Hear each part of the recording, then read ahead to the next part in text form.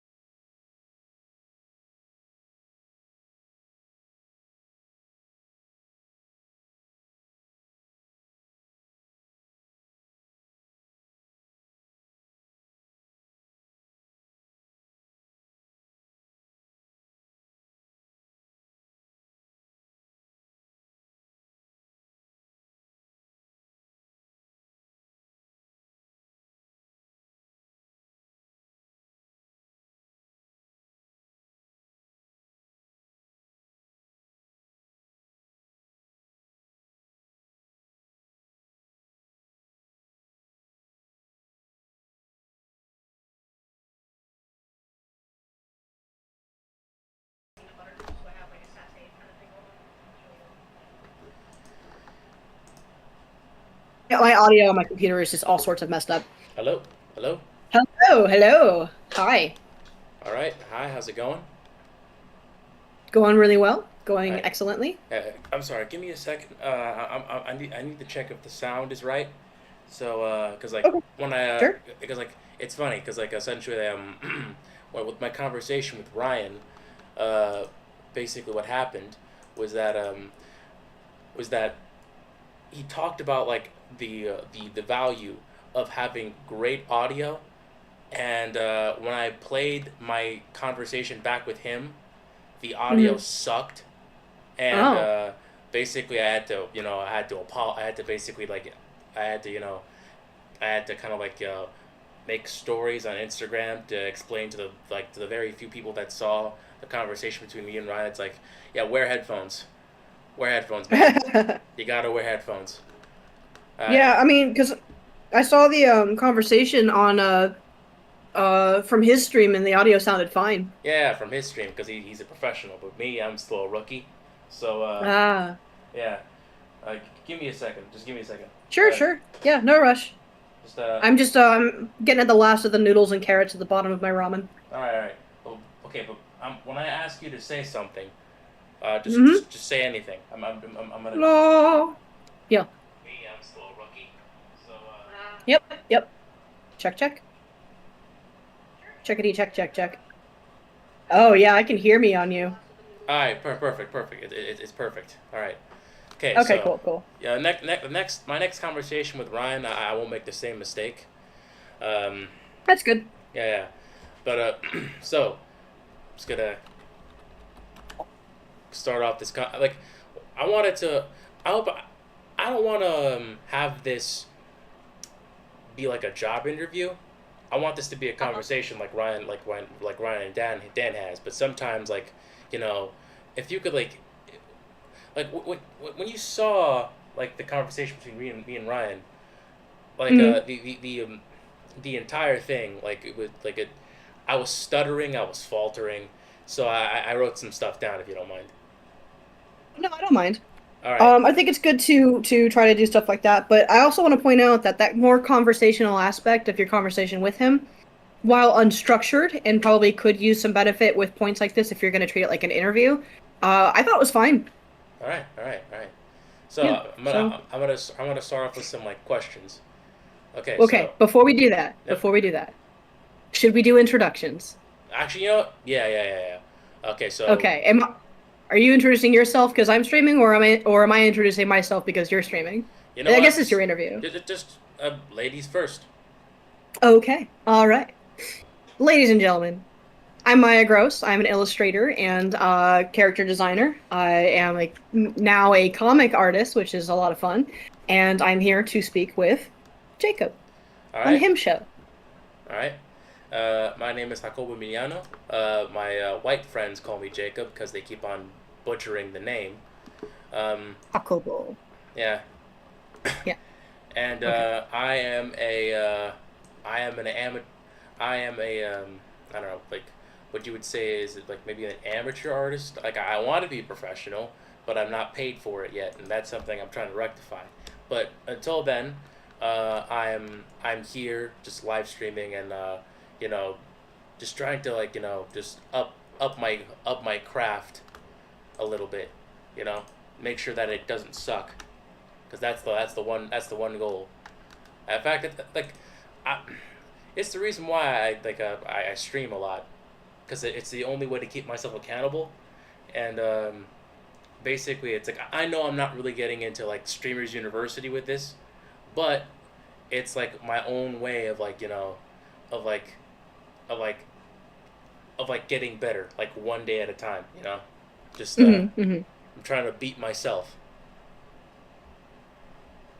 Get force it in, get it going. I Yeah. think that's fine. Like, I don't know, dude. So what, in your opinion, is your definition of a professional? A professional is essentially someone who gets paid for something, Mm-hmm. and so far I haven't exactly gotten paid for painting or comic book work. I mean, I have done Okay. some graphic design jobs here and there. Mm-hmm. One for I think one for like my dad's nonprofit, the other for my cousin's like film company, and I think maybe like some internships here or there. But other than that, you know, like Okay. on a professional studio, like hey, you know, get these concepts of like I don't know, a dragon or a robot in for the or like you know by this specific set of time to an art director. I've never really had that. Mm-hmm. Mm-hmm. Yeah. Okay. I think that's fair. I get it. Um. So, shall we dig into it? Yeah, let's get into it. Let's get into it. All right. All right. So, the first question, When did you figure out you wanted to do art for a living? Oh man, okay. So that's a great question because it's a really long and twisted sort of an answer. So, I've been there's this kind of phase that every child goes through where they draw and they draw a lot, and they draw without thinking. And at a certain point through childhood, that starts to change because their interests change. So, like maybe one kid decides that they want to get into sports and music, or what have you. Karate took over; they just don't feel like drawing anymore. Um, that just never really happened for me, and it was to a point where it was like, if you put anything in front of me and it was blank enough and not important enough, I would probably draw on it. Like restaurant menus, school handouts, book reports, like it just is what I did. Um, and I think by the time I reached the middle of middle school, I knew that that was just never going to stop. And then by the time I hit the middle of high school, I realized, oh, animation's a job, and that's cool. Um, and so by the time I got to senior and then graduating and everything, my thought was like, well, there's all sorts of art jobs. I'll just keep doing artwork until somebody pays me to do it. And that's essentially what happened. Um, my goal for a long time was to get into animation, Hmm. but I was just not really confident enough ever to really commit to it. And I just sort of went with the flow too much and ended up doing more illustration work than actually training to do any kind of animation or getting into it when I probably could have. Um, but there was sort of this fear of changing the track I was on, which wasn't really all that well defined anyway. Hmm. But I thought I knew what I was doing. And then at some point over the last several years, I've been getting closer and closer to this mindset of like, well, I've got to figure out something that I want to do. I'm not enjoying the things that I'm doing. I need to actually like sit down and figure out what I enjoy to do.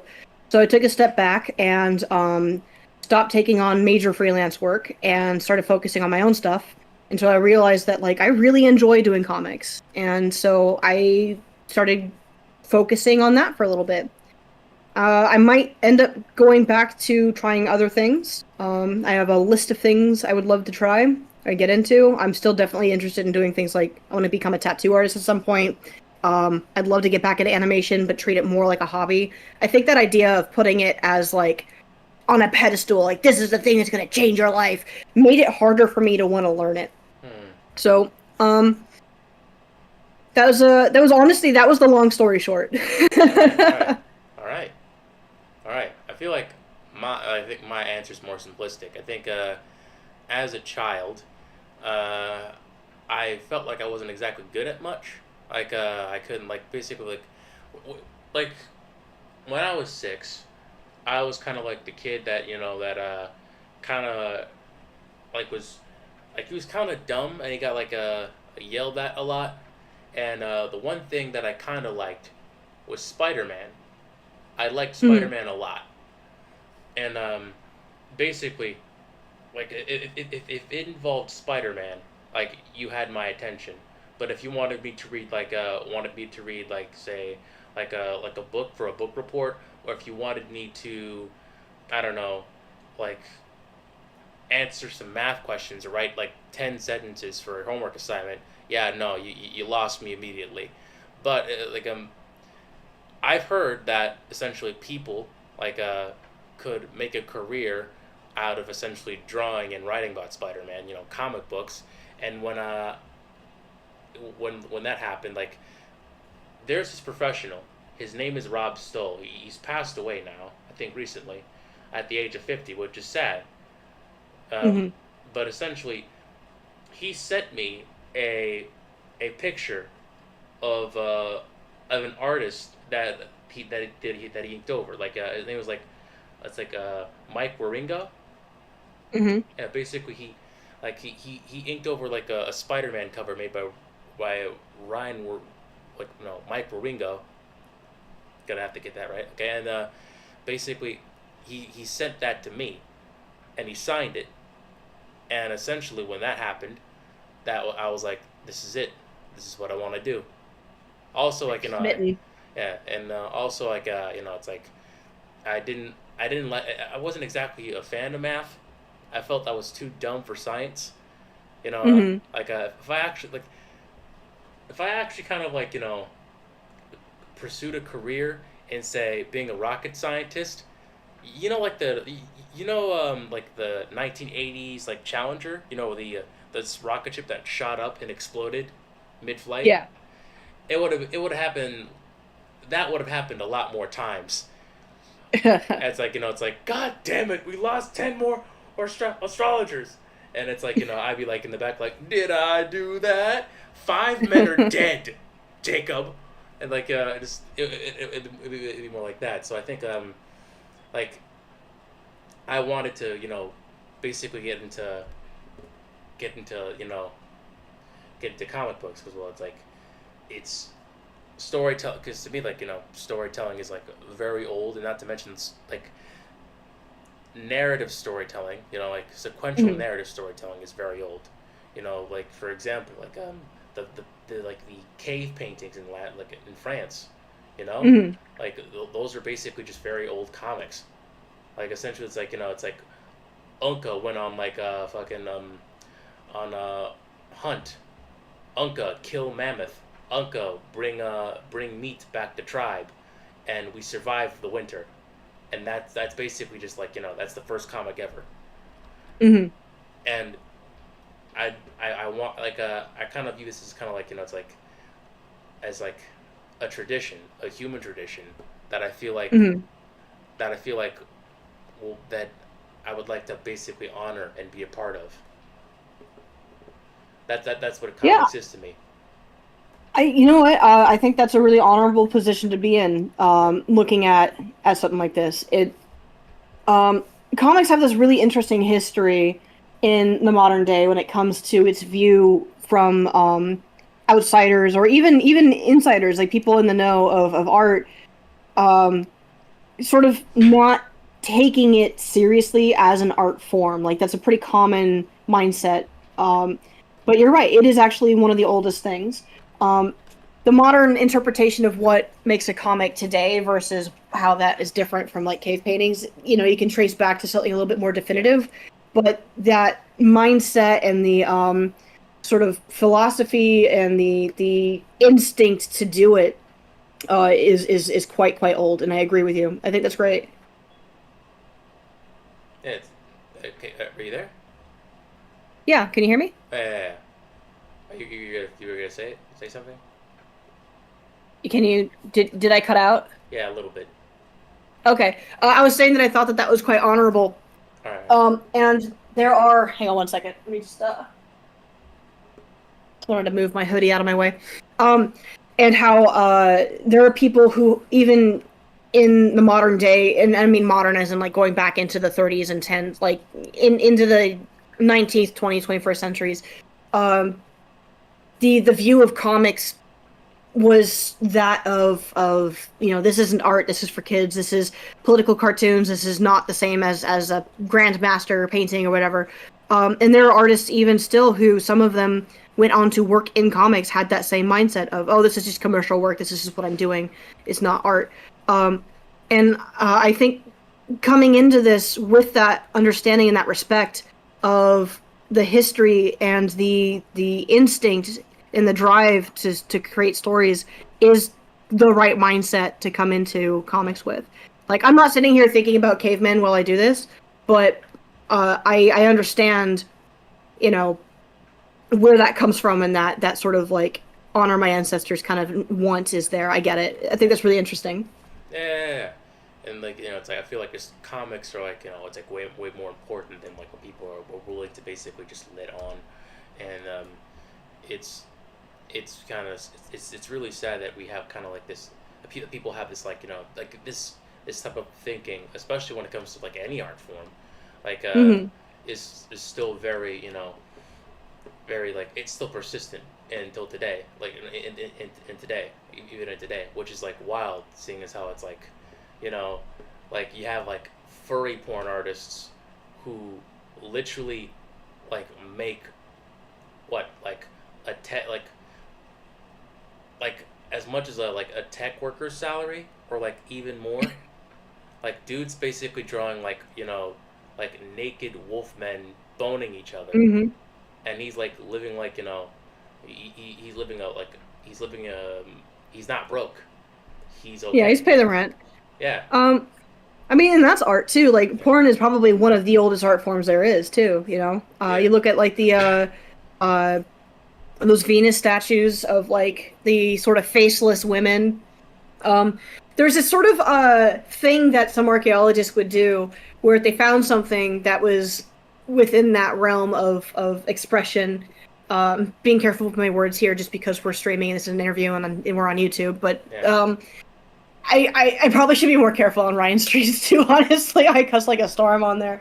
I Yeah, hope he doesn't yeah, get I banned. cuss a lot in my channel. I mean, Yeah, but like there's some words that YouTube definitely doesn't like. I'm not going to sit here and like try to repeat it over and over again. But right. essentially, like there's this habit of archaeologists looking at um, what's effectively like pornographic content from Paleolithic eras and going, ah, this is part of a fertility ritual. And I mean, no, it's not. I mean, it could be, but It could probably be. isn't. It's like It maybe could just be, like but maybe it's like you got like a like some poor caveman like couldn't really get like a girlfriend, and essentially to compensate for the lack of like a for the lack of a mate, he basically got some dirt, fashioned it into clay, and basically kind of like like just there you go. made a statue so to goon over, and it's like maybe he grew out of it, maybe he finally found someone, maybe he didn't, I don't know, but fertility idol, I don't know. I feel like that it'd be kind of funny, like basically like maybe like thousands of years in the future, like archaeologists would basically go through the remnants of like human civilization and like find one of those like one of these like plastic anime toys of like women, and it's like, oh my god, this is a fertility idol, and basically it's not a fertility idol. It's basically just like this like very sticky Hatsune Miku toy that's some It's just Oscar. yeah. It's just like it's just an anime girl. It's just it's not a fertility idol. But You yeah, ever see the movie uh AI, the Steven Spielberg movie that was supposed to be like it was like a child is a robot and he doesn't get loved by his family and then he just kind of wanders the earth until he meets aliens to tell them what life was like when he was alive. I think so. I've seen the nostalgia critic video of it, but not the not the actual movie. The Hmm. one with like like Haley Joel Osment, that guy. I think so, yeah. I can't remember if it was like a Kubrick movie that was trying to be like I feel like Steven Spielberg, or if it was the other way around. I don't remember what Kubrick's last movie was. I feel like yeah, no, I feel like it was a Kubrick movie. Basically, Kubrick was a huge fan of like Steven Spielberg, and he kind of like admired the lightheartedness of like Kubrick's move, like Spielberg's movies. And Kubrick wanted to basically kind of like he constantly made very dark material, uh, or very adult material, like say Clockwork Orange, Hmm. or what's that movie where Tom Cruise tries to cheat on his wife? And Uh, then, Real life? huh? I don't know. Besides that, and it's like, hey, I don't know. I feel like even then, it's like it's like maybe some aspects of it aren't like are a bit unrealistic. Like Tom Cruise cheating on his wife with a woman. Like just kidding, just kidding, just kidding. Um, Hmm. but basically, it's like a Tom Cruise goes out to cheat on his wife, and then he ends up in this like, ends up in this like this mansion with people who are like having like a having a consensual group sexual exchange. This is the most most professional I could put this, and they're all wearing masks. Hmm. Wait, no, I've still not seen that one. I've Um, seen it. Steven Spielberg. No, actually not Steven Spielberg. Kubrick. Eyes Wide Shut. Eyes Wide Shut. Like that's yes. Okay. Yeah, basically like I still haven't seen that one, but I know it. yeah, basically he wanted to make something like more childlike, and Yeah. it kind of it kind of like it kind of it, it wasn't exactly received well, but at the same time it's like I applaud him for trying. But Yeah, it was bad. It was really bad. yeah. Hey, the man uh, tried. The man tried. oh yeah, I Uh, think an artist should always experiment if they can. yeah. And But the oh, multi-million-dollar industry though, like that's a lot of money to spend on an experiment. yeah, fair enough. But, Hmm. but yeah, no, it's yeah, no, it's like it's So I think the no, idea of like some robot like stepping in and going like telling the future about what life was like, that was pretty funny to me. hmm. Yeah, no, it is. It's like it's kind of like it's like it's like going to like an AI going to like a generative AI model and saying, hey, what's the process of making art? And it's like they can't really do anything. It's like it's like I never know the process. I just imitate. I just generated it. I never just Hmm. wrote any canvases. I never grabbed any pencils. I just generate shit. But Hmm. uh, yeah, no, it's it's it's funny. It's fun. It's equal parts funny and equal parts fascinating. Hmm. Okay, Hmm. so the second question. Okay, so what or who or both influenced your art growing up? Um, Another good question.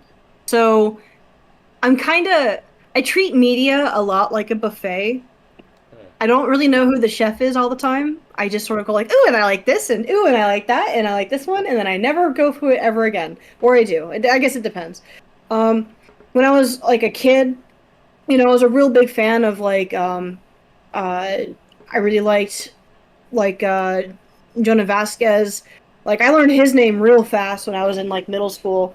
I don't remember how I got into Johnny the Homicidal Maniac or any of his other comics. I think what happened was I was a huge fan of Invader Zim, and then uh, at some point somebody else told me about it being kind of loosely based off of his comic Squee, and then finding it and then getting it. But then I think I also had Johnny the Homicidal Maniac first, so I don't know. It's kind of hard to remember. But I didn't do a lot of fan art growing up, but between his work and I was a huge fan of Batman the Animated Series. I used to watch that constantly. A lot of the old Spielberg cartoons. Um, it just these are the things that kept me drawing. And as I got older, it sort of fell into like I was really a huge fan of like Adventure Time and uh, Avatar: The Last Airbender, and these again, like it wasn't a fan art thing, but there were things about the way these were done that I wanted to mimic, whether it was the way that expressions happened or the timing of jokes. Hmm. The just I started to study on my own without really thinking about what it was. Storyboarding. Like I never really studied storyboarding. I would look at a shot in a show and think like, haha, that was funny. And then I'd be not thinking about that in my room working on my own comic and then sort of taking inspiration from how things were done in the things I watch. I think it was very subconscious, some of it. It was just if these guys can do all these things and they're good at it, then I can too. Hmm. And that sort of kept going. I started to lose connection with some of my influences into my late teens, into my 20s. I felt like I had to like forge my own path and do my own thing, and I had this sort of sense of what I was doing is just work, and so if I focus on the thing that gets me paid, then I can uh, get to the things that are fun later, um, which was a big mistake. I did not enjoy all the things that I did in that time. Not that I didn't enjoy them like at all, um, but there were certain jobs that I had that were very draining, and that I was figuring out how I like communicate with people, and that was a big effect on it. Like so, um, in my later 20s up through now, I've been reconnecting with the things that bring me a lot of joy. So I've been, looking at a lot of Bruce Timm, and I'm a huge fan of the graphic novel Bone by Jeff Smith. Oh, It's just Bone. fantastic. And I Yeah. remember Oh, that. he's a It's a favorite. classic. Calvin and Hobbes, which you'll see a lot of in Bone. Like it's just I've been reconnecting a lot of these dots, and it's been a great journey doing that. But um, a long way for me to answer your question. I have a lot of people. I'm not very good at just going, and this person, and this person. Ryan does that. Every person who I've met who's really into comics, because that's the art that they do, and that's the thing that they're influenced by. They know all the names. They know all the people. Then they'll just name drop. And because I do similar artwork, there's this sort of assumption that I know who we're talking about, and I'm just sitting here like, sure, yeah. And then I'll look them up and I go, oh yeah, yeah, Bernie Easton, you're right. Oh, he's amazing. I mean, So yeah. I don't know. I think okay, for my end, I think I I I am I am more I know all the names, but I feel like if I have to say all the names, then we're gonna be here for a while. And it's like it's like That's fair. who influenced you? It's like, do you have like the next few weeks? Okay, so I think one big influence, besides essentially like like my elementary school like guidance counselor, and like Rob Stoll, who passed, may God rest his soul. Um, I think a lot of people have influenced me. I think when I first, okay, so basically my first big influence was like I think Sonic the Hedgehog. Like at first, like I did. I talked about like how much I wanted to be a comic book artist, but I never really drew a lot. I never even never really like I never even like written a lot. I haven't written a Hmm. ton, but like later on like okay, so later on in like say fifth, fourth or fifth grade, I had this friend named I think Jamil, and Jamil, while had like he was a guy with a lot of like say like emotional issues. He like then again like what 9-year-old boy didn't have like problems like with his temper or socializing, but basically the he drew Sonic a lot, and essentially I wanted to draw Sonic too, and so I hung out with him. We became fast friends, and I kept on drawing Sonic in my free time. I kept on Hmm. like I even like it's kind of funny. There's a video that says like that Sonic has a link with autism, and like it's like I'm on the spectrum. I'm kind of like I'm like the mild end, like there are people who are like highly functioning, who you can't Hmm. even tell have autism. That's where I am. Or but I look at that video and it's like, you know what? That explains a lot.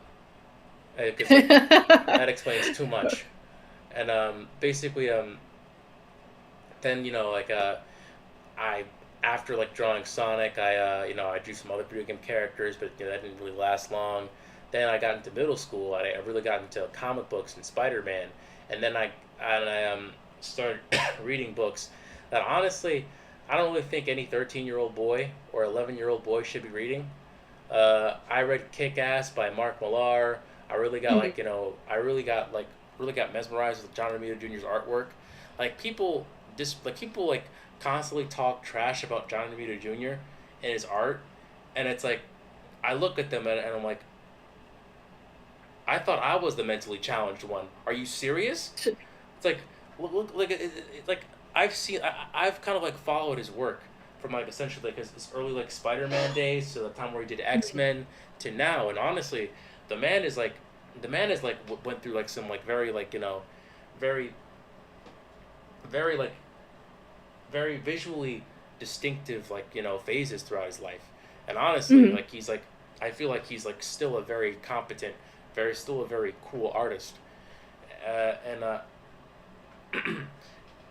I just his like his work on Daredevil alone. It's just like it's like when I was reading that after I finished all my science problems in in middle school, like I just couldn't keep my eyes off it. And then later on like Humberto Ramos, of course. Then there's then like later on in like I think high school, I got into I think Alex Ross, Bernie Hmm. Wrightson, honestly just like a I really got interested in like the Venture Brothers, and then the big one like Ryan Otley. Basically, I I I really got into Invincible, and I've never Hmm. really seen like like superhero fights that have like that can get like really violent. And when I saw that, I was like, I was just mesmerized. I was like, just wow, like this is so badass. Like, I've never seen a Superman type character fight another Superman type character and walk away with like broken bones or like eviscerated with his guts hanging out. Hmm. Like it's like that's something that that kind of like just really kind of impressed my my very my very hormonal teenage mind. It's like, oh my god, this is the most masculine thing I ever saw. This is Well, it so kind of cool. adds stakes to it too, right? Like Yeah, to of course. actually have some effect happen to these characters. Yeah, true, true. Yeah, and that's something that like a lot of comics like even today don't even have, which Hmm. that's a big which is a big big thing for Invincible. Also, James Heron, like Kim Jung Gi, which is a Oh big one. yeah. Also a big one. I even have like his art book, like in the bookshelf behind me. It's like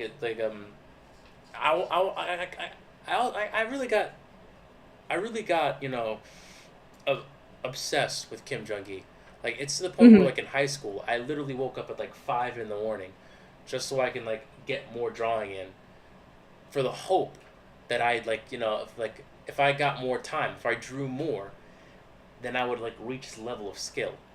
Like I'd like immediately like go upstairs to like my old high school teacher's like classroom, and I'd borrow ink and or like a cup of water, and like do ink drawings, ink wash, like just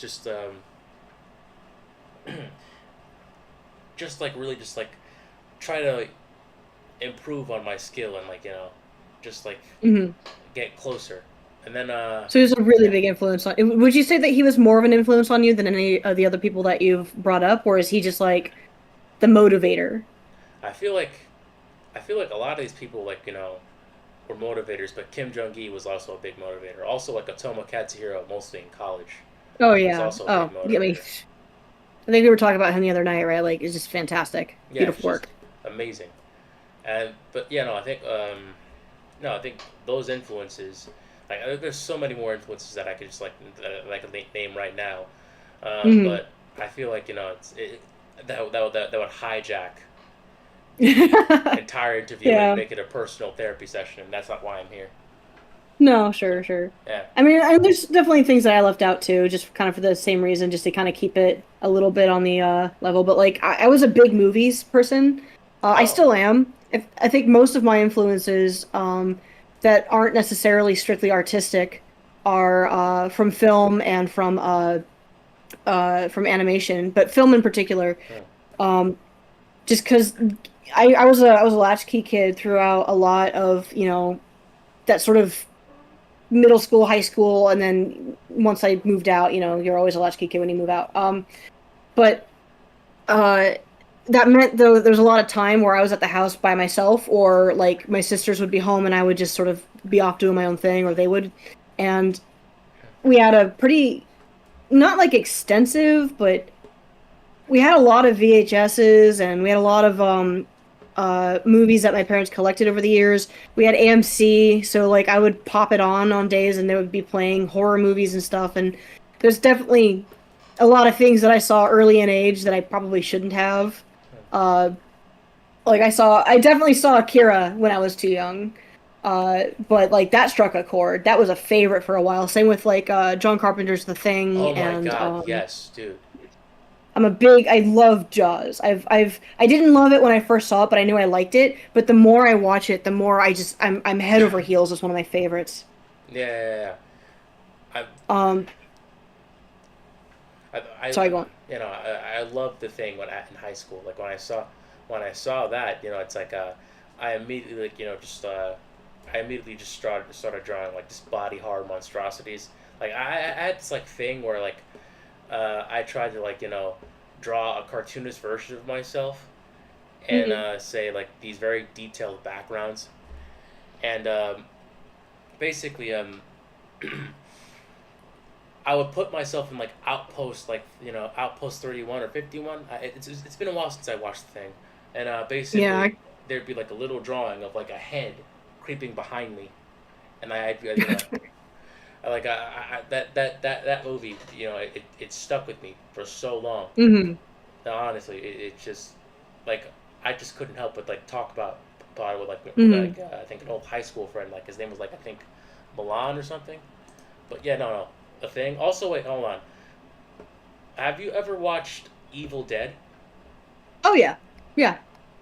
Because that was like a very Um, I definitely saw that one too young too, but like that was when there was a point where my dad realized that he and I had a lot of the same taste in film, and I believe I don't remember if he showed me Evil Dead, but he definitely showed me Army of Darkness, and that was the first of the trilogy that I saw.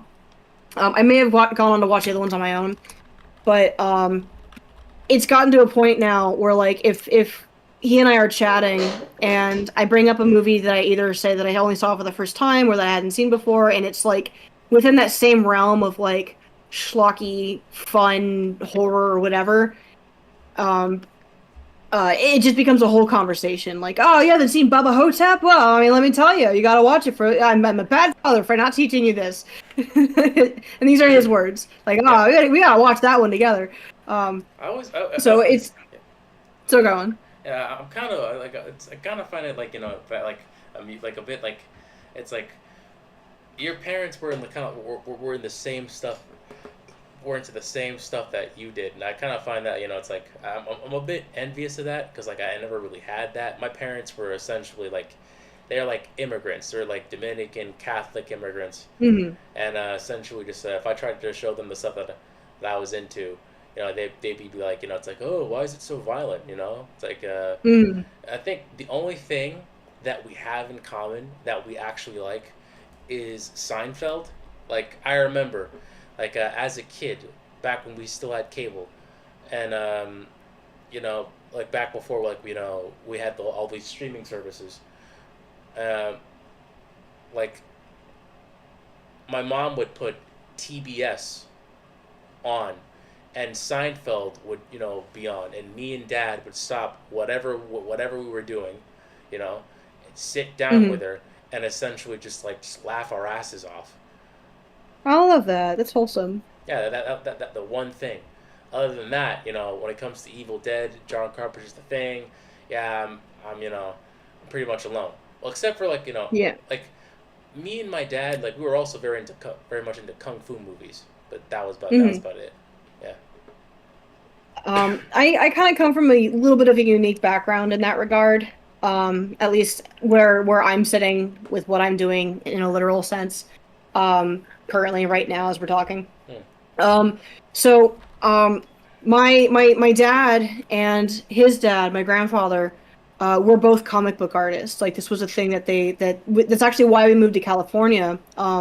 My dad and him thought that starting a studio together, a production studio, would get them both more work, and they could start to produce their own things. And for a while, it worked, and it worked really well. There were some hiccups, and then eventually we had to move on to things. But and my dad ended up picking up work doing other things, but he still draws and he's still artistic. But he hasn't been doing comics for a few decades now. No, not a few decades. It makes it sound older than it is. Like a decade, Hmm. maybe and a half. Um, but my grandfather kept doing it pretty much right up until the end. I think he still has some commissions that were never finished, and so I grew up with it all around me, which still makes some of my like lack of knowing of certain things a little bit of a conundrum because it wasn't like I was over there and asking them questions and doing all the things with them. I was kind of left to my own devices, and I left them to their own devices. I'd occasionally go into the studio and watch them work sometimes, Wow. but um, it wasn't like. But it kind of got to the point though where like obviously there was a lot of support from both of my parents to keep doing this because it was literally the only thing that I ever stuck to doing for a consistent basis. Learning a guitar, did it for 2 months. Doing soccer, I stopped having fun within the first year, and I still did it for two. Hmm. Uh, Gymnastics, I gave up, whatever. But art was always consistent, and so when I told my dad that I was getting into doing comic work, We started making a lot of jokes, just like you can't escape it. It's just how it is. This was your destiny. Take up your father's mantle. Like my like my father before me.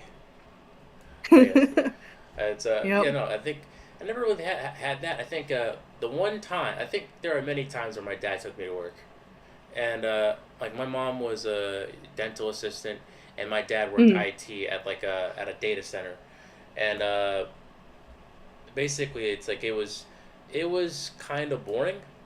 Then again, it's a data center. What you expect? And I basically I was stuck at his office the entire day, and like it wasn't Mm. exactly an office. It was more kind of like a tiny room that was like Mm. in a basement, and basically just like the what like I would go around. I would like say hi to some of the coworkers, but in the end, I was like I was stuck to my dad's old laptop.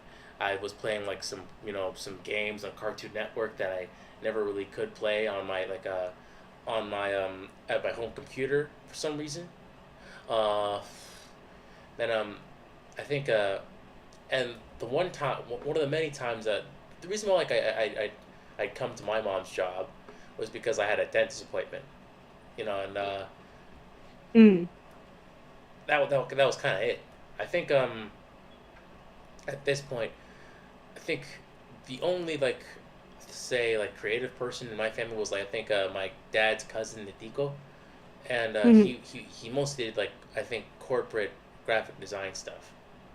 But Mm. that's as far as it goes. Like I feel like I'm kind of like the only person in my family that wants to do this or is pursuing this, and that is kind of that's I mean I don't mind it, but at the same time it's like it's like I can see kind it of being a little lonely. yeah. Also, it kind of sucks seeing as how it's like it's like I could really use some guidance right now. It's like it's like hey, it's like can you help me out here? Or it's like it's it's not exactly kind of like a lot. Mm. A lot of people can not a lot of people can help me, but I'm still trying. So that's Yeah. Well, I mean, like you're in a position where you have to kind of like seek out your own advice, essentially. yeah, basically. Um. Which is Yeah. which is why we're here today. Is why I'm like which is why I'm like interviewing people, like you and Ryan Yeah. and whoever I can get on. Okay. All right. Well, that's a pretty smooth transition into question number three. Yes, show business. You know, you got to keep Yep. things rolling. You're already directing. Yep. Okay, so I think you've already talked about this a lot. So did you have anyone in your family who's also had an art career? Okay. Like So you yeah. already said this.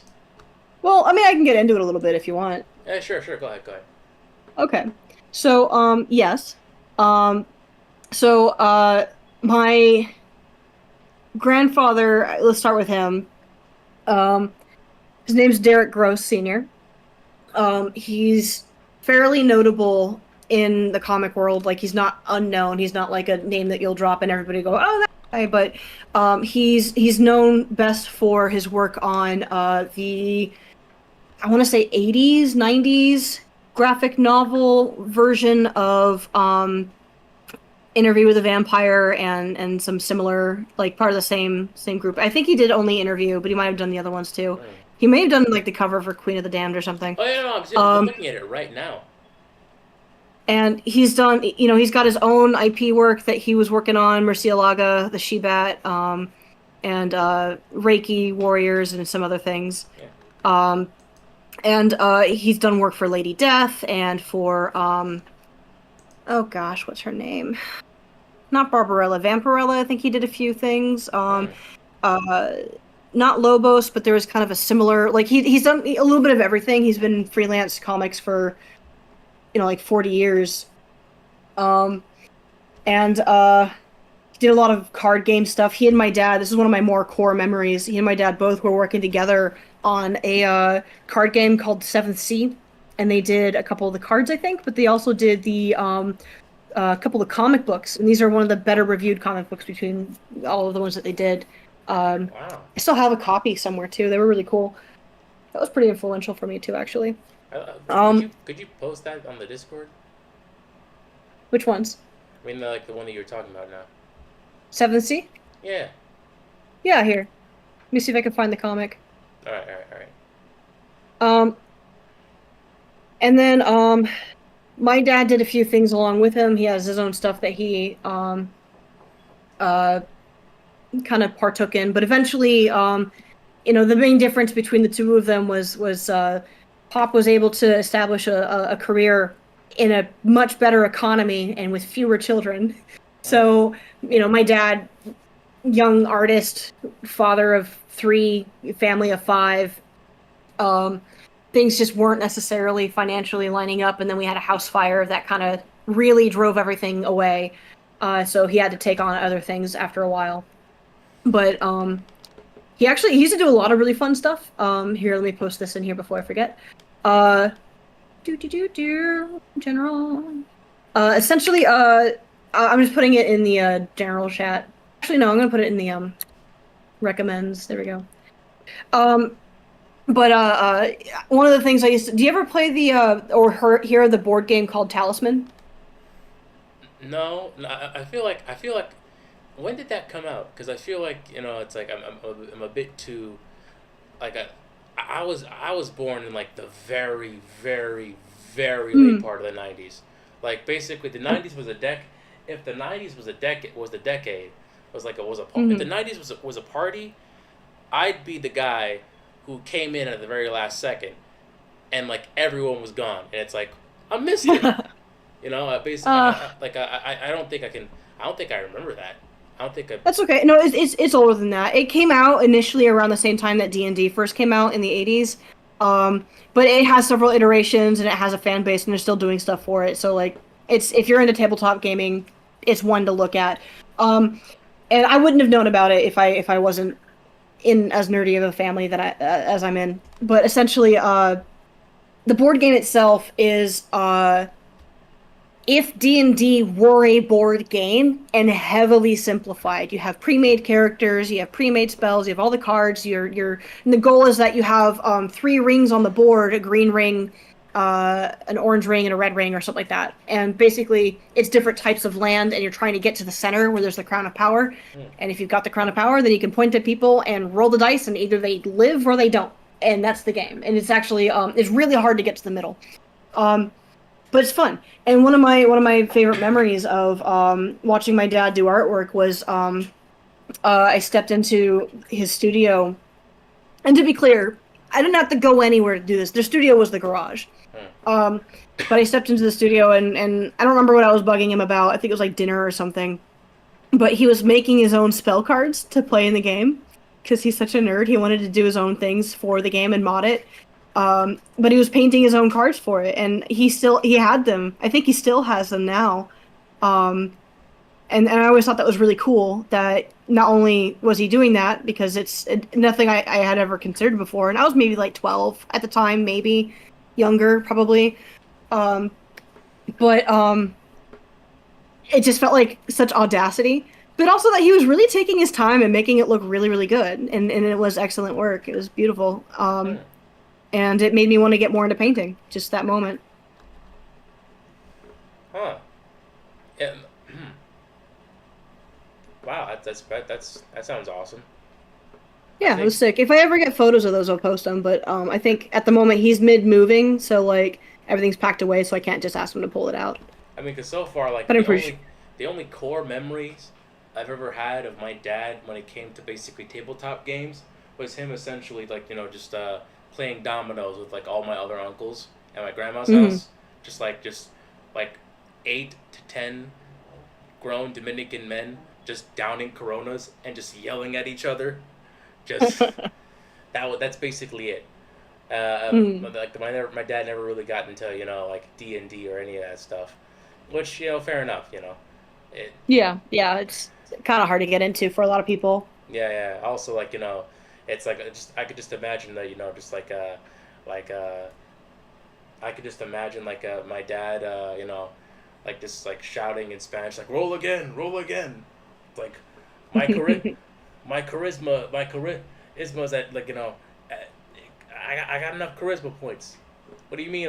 What do you mean I didn't charm the princess? Just or something like that. And Hmm. yeah, no, it's like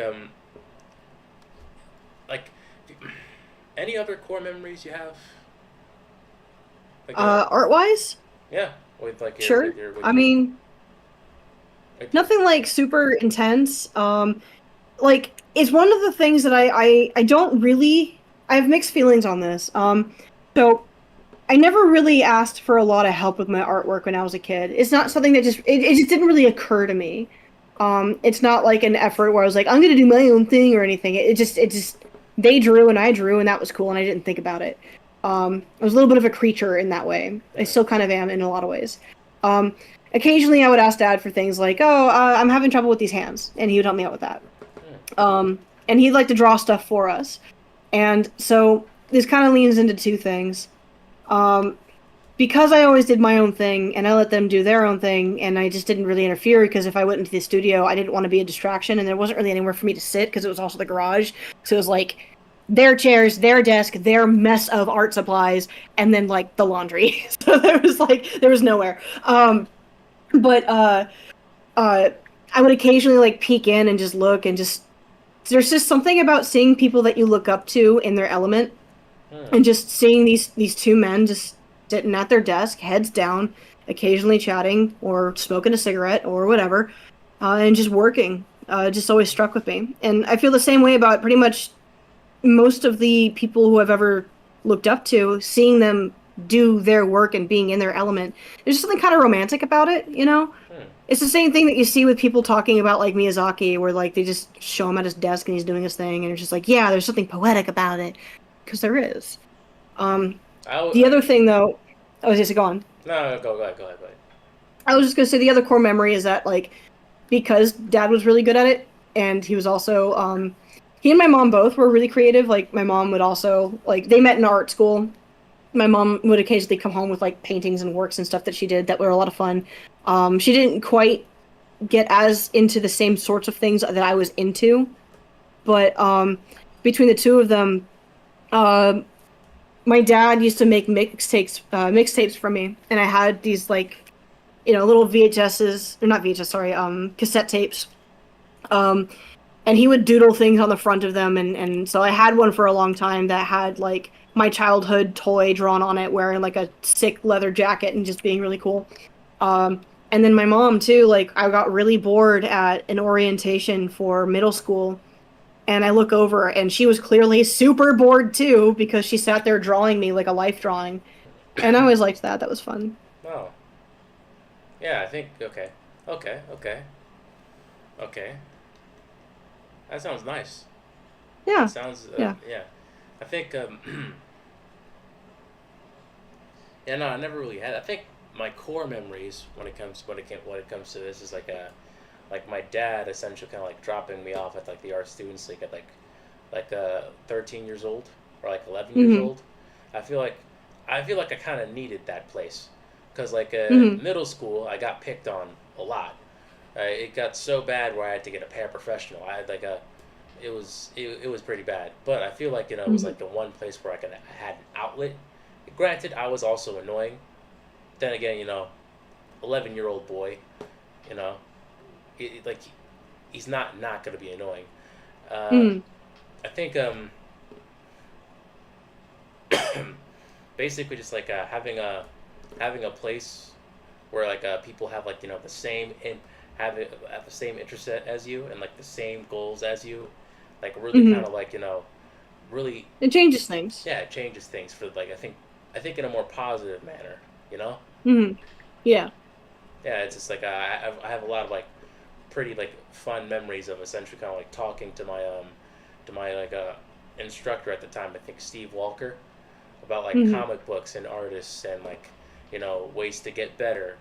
And yeah, no, like it's good to see that that even happens, like especially on like a more intimate level when it comes to family. Mhm. Yeah. Yeah, it keeps things interesting for sure, Hmm. or it kept things interesting anyway. All right.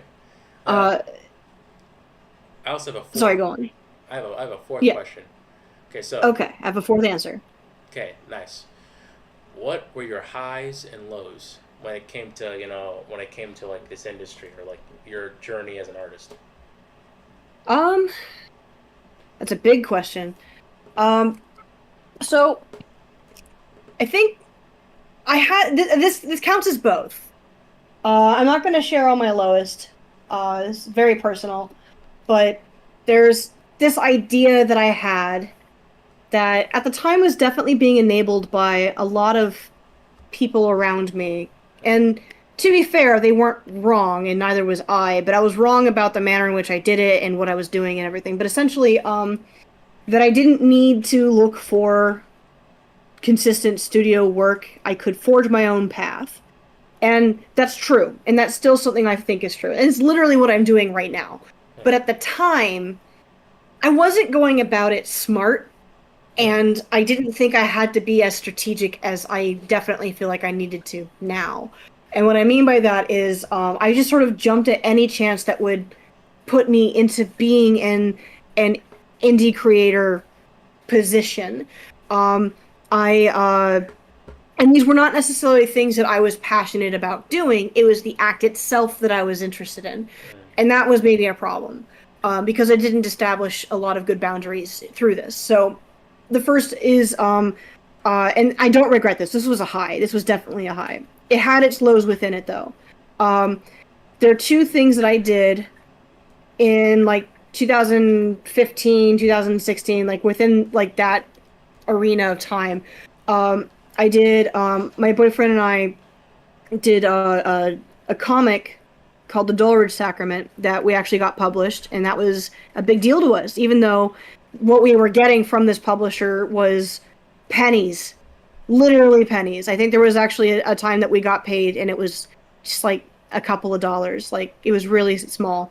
And this was being published on Comixology, which at the time was not owned by Amazon, but eventually, Hmm. while we were, published on there, it got bought by it, and then it kind of changed the way that the publisher worked, and then eventually we got our rights back, and it was stopped being posted everywhere. Hmm. Um, and um, my lows with that were primarily like deadlines and things. Like I was trying to juggle going to college, and this was back when I thought I could still do it. Um, and trying to juggle like being in a relationship, but then also being in a working relationship with that same person, um, and what he'd be waiting on from me. Good boundaries with my time and everything. Like it was just it was difficult because I thought I had to do it all.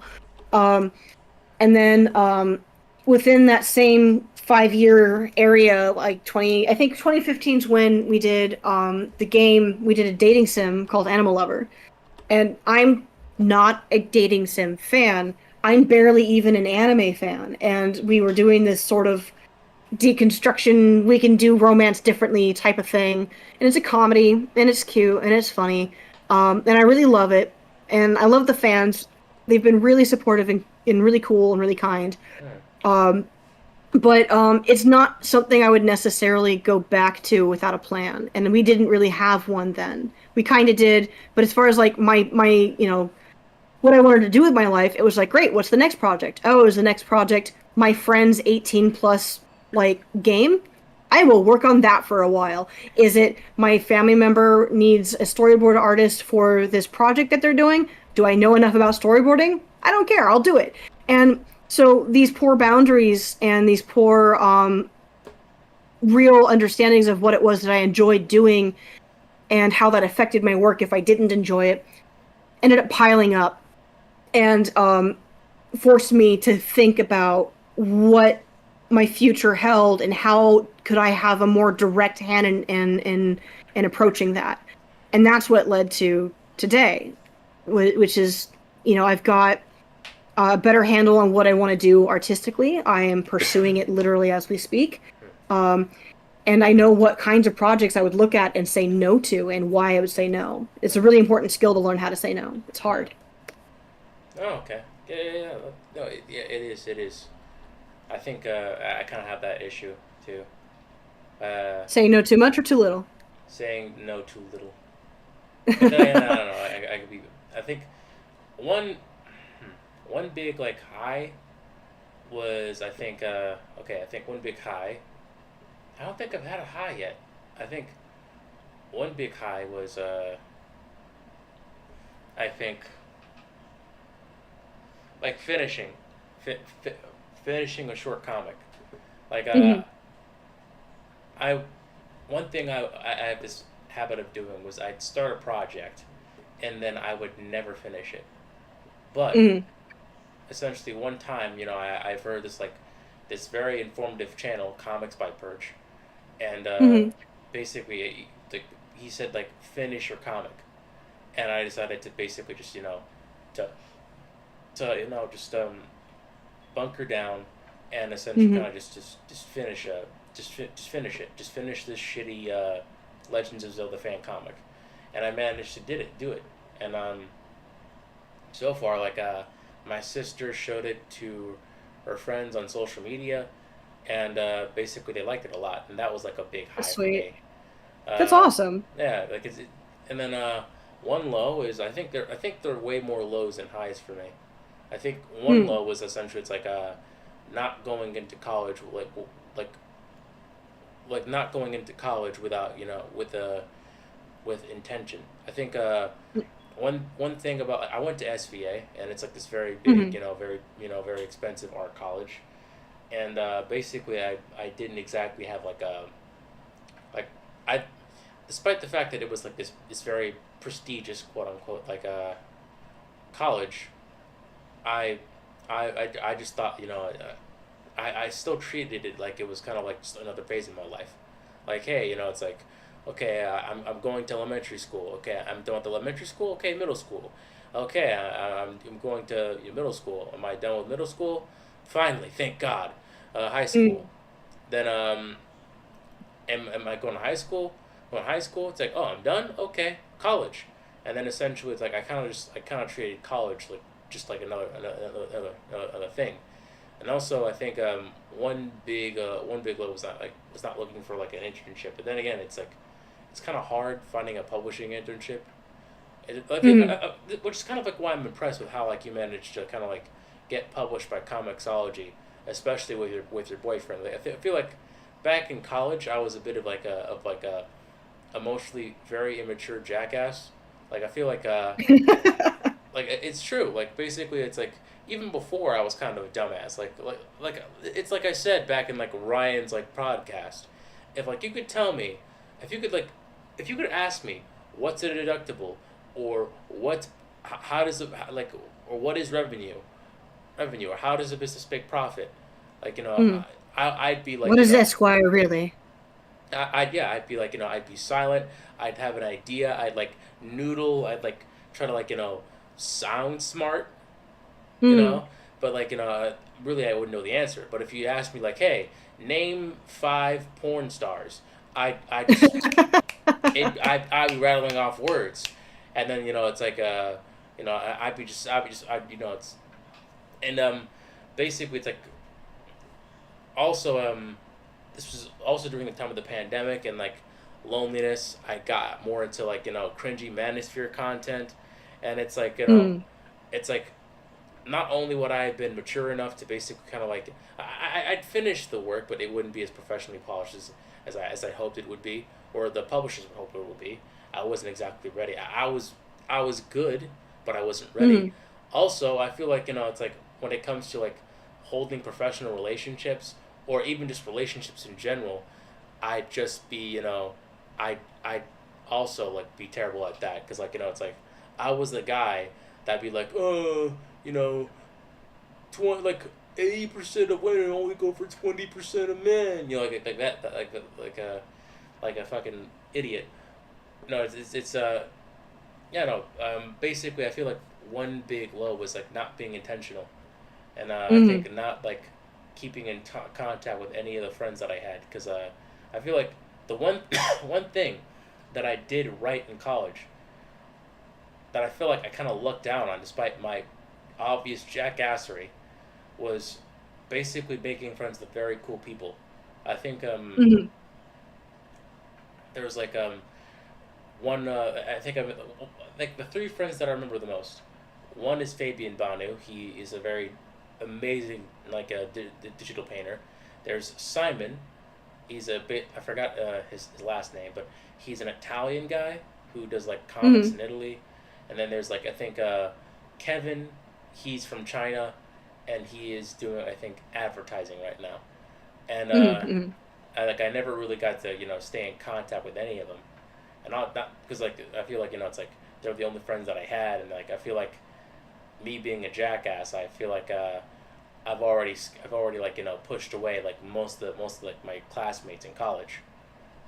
So I feel like it's like my big low was like not getting into college, not like it's like going to college, not only going to college, but like doing so without it's like what's kind of like what's the plan here. Then again, it's like Like kind of taking your time for granted, essentially, is what you're saying you were doing. yeah, but at the same time, it's Yeah. like I was 17. My Yeah. like I was gonna in say my like that's defense, a pretty big factor. in my defense, I was 17, and like Hmm. my brain wasn't developed yet at all. Hmm.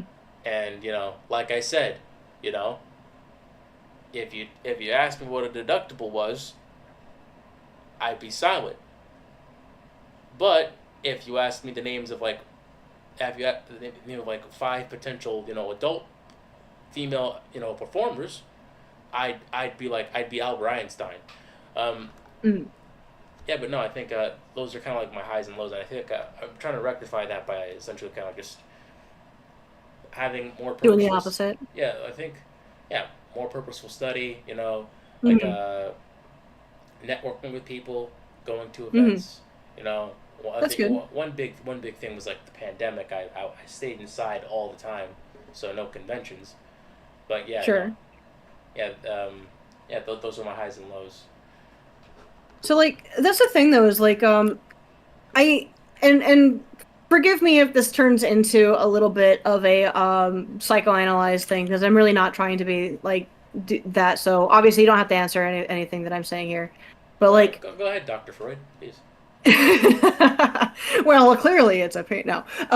But I kind of have this impression that you hang on to a lot of guilt about how things happened in the past, but like you're super young still. The things that happened in the past were like yesterday. You don't need to. I don't know. It feels to me like this self-deprecation is lingering longer than it's welcome, and you're sitting here genuinely arms open, accepting and looking for change.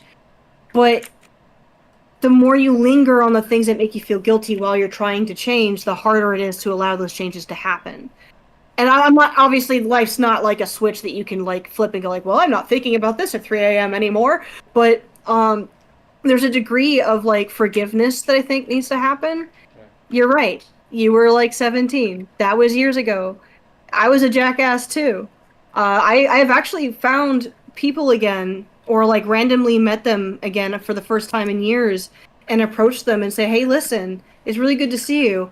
I was an asshole to you in high school. I'm sorry. Like that sucked." There's people in my adult, like early adult years that I would love to do the same with, but I'm frankly nervous to reach out to them. But you know Yeah. what I mean? Like, um, that recognition alone is maturity, and that's a good thing. And I think that rather than dwelling, or if you feel that you're starting to dwell on something that makes you feel negative about it, just remember that you're like taking active measures to change these things. And that in itself is a really good thing. And the fact is that you're self aware. And that's also a really good thing. And that's reason enough not to, ignore the things that made you learn a lesson, but to at least acknowledge that you're not a shitty person because you're not. Thank you, thank you. Also, this might be a bit. Mm, this might be a bit embarrassing to say, but Hmm. okay. Do you know? Do you know a certain screenwriter by the name of like Max Landis? Yeah, I'm aware of Max Landis. Yeah, I was. I think back when I was in. I think back in college and like late high school, I was a huge fan of him. Like Hmm. I liked his I liked his work on Chronicle, and I liked his Yeah, Superman Chronicle's fan. good. I liked his work on fan fiction. But when the scandal came out, I was like a huge like denial, like you didn't do it, you didn't do it. And, like it's like, and like Hmm. it's embarrassing to say it now, because like Sure. and like it's like it's just like, one, it's like it's none of my business, and two, it's like I don't know the guy. Why should I be so invested? And three, it's like it's like he probably did it, and but I kind of like wrote this giant essay on like why he's probably in it, and that took most of my time, and it's just like I deleted it. Hmm. It's gone, but Hmm. like at one point I gave it to my professor. It was yeah, no, it's just yeah, no, you, Sorry, go it's on. I don't mean to laugh. It's just yeah, no, you're right. No, it's like it's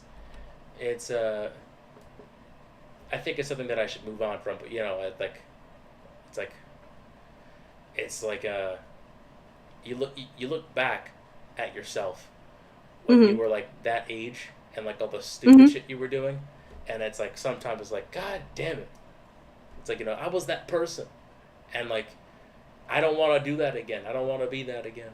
You know?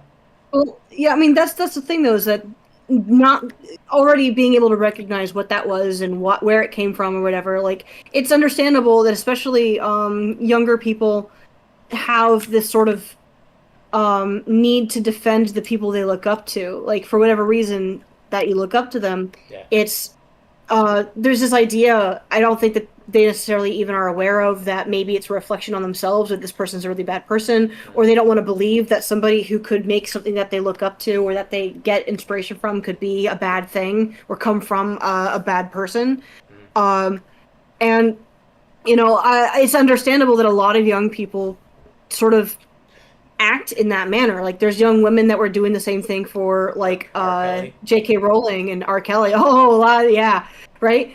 And um, and so like on one hand, like I can certainly understand like the shame that might come with those feelings, but like you're not by virtue of recognizing that this is a thing that happened, you now know to slow down when you're having these feelings and then address them, right? Like Yeah. that's just growing up, dude. Like that's just being 10 years older than you were then. Uh, you're gonna be like 35 at some point, looking back at this conversation and thinking like kind of the same thing. Like, man, I used to worry about these things, but now I don't And then I feel because stupid you're then old too. now. No stuff. Okay. Right? Yeah, no, I was a hyperactive little like egotist when I was in my early 20s and in late teens. I was an envious little creature, and it was not a lot of fun to be around. Yeah. Um, I've only gotten more patient over the years because of that same naturally occurring sense of patience that happens with age, but also because when you're a teacher and you're around people who are crazier than you are, you have no choice. So Yeah. I think working with kids was really helpful. And I think like I Right? work with kids too, and it's like Mm, there's some kids who are like it's like this kid is like she's very he or she's like very sweet or very smart and gifted, and it's like it's like, oh, they're easy to be around, and then some other kids are like it's like you can't just like you can't take like a day off. You can't like lie to your parents and pretend to be sick. Like yeah. I know multiple methods from word of mouth. Like you could like boil a like boil some water, put it in a bowl, get a thermometer that your mom keeps, put it in the bowl, hide it under the Mm, bed, pretend to be sick, give it to your mom. She'll believe you. Please do, because like some kids where it's like it's like it's just it's just like a lot ah, of different personalities. yeah, it's like also some of them like I I work with a lot of like little girls, and Hmm. some of them are quite handsy, and I don't know how I feel about that, you know. Yeah, little kids get like cuddly too. Like when Well, I work with a lot of different age groups, and like the smaller the kid, if they get bored, they'll just like lean on you while you're trying to do whatever you're doing. yeah, And you're just like, okay, all yeah, right, buddy. yeah, but I don't know. I feel like it's like I feel like it's in my case where it's like she kind of like has like the boundaries of like a 50-year-old ad exec with the secretary, where it's like, hey, go get the big, the facts that that the guys in finance sent for me, and then she turns around, he smacks her on the butt immediately. Mm. That's the type of like, I mean, that's like let's just that's just wild to reprimand them me. for that. Just don't do that. That's all you got to tell them. It's like don't do that, Yeah, and then yeah, they yeah, won't. yeah, yeah, yeah. I'll keep that in mind. Keep that in mind. But I think another question. I think it's like the Mm-hmm. second to last one, and then I'm not sure. We could like talk about whatever. Okay, so Mm-hmm. how have your views on what's cool and what isn't cool changed over time? Um, cool in like what way? Like cool as in fun cool, or cool as in okay or not okay? Like I think like just I don't know artistically. Okay, yeah. So like cool, fun cool. Yeah. Okay. Um, honestly, I have a greater appreciation for people who do things that would be considered bad. Hmm. Um, Really? and I like, and I mean like I used to love bad movie night and stuff because we'd sit there and make fun of the movie or whatever. But there's a degree of purpose that a lot of these really bad movies have that like they know what they are. Not all of them do. You can almost always tell, but um something over the years clicked where it's like, you know what, I'm actually genuinely really enjoying this though. There's no guilty pleasure here. It's just fun.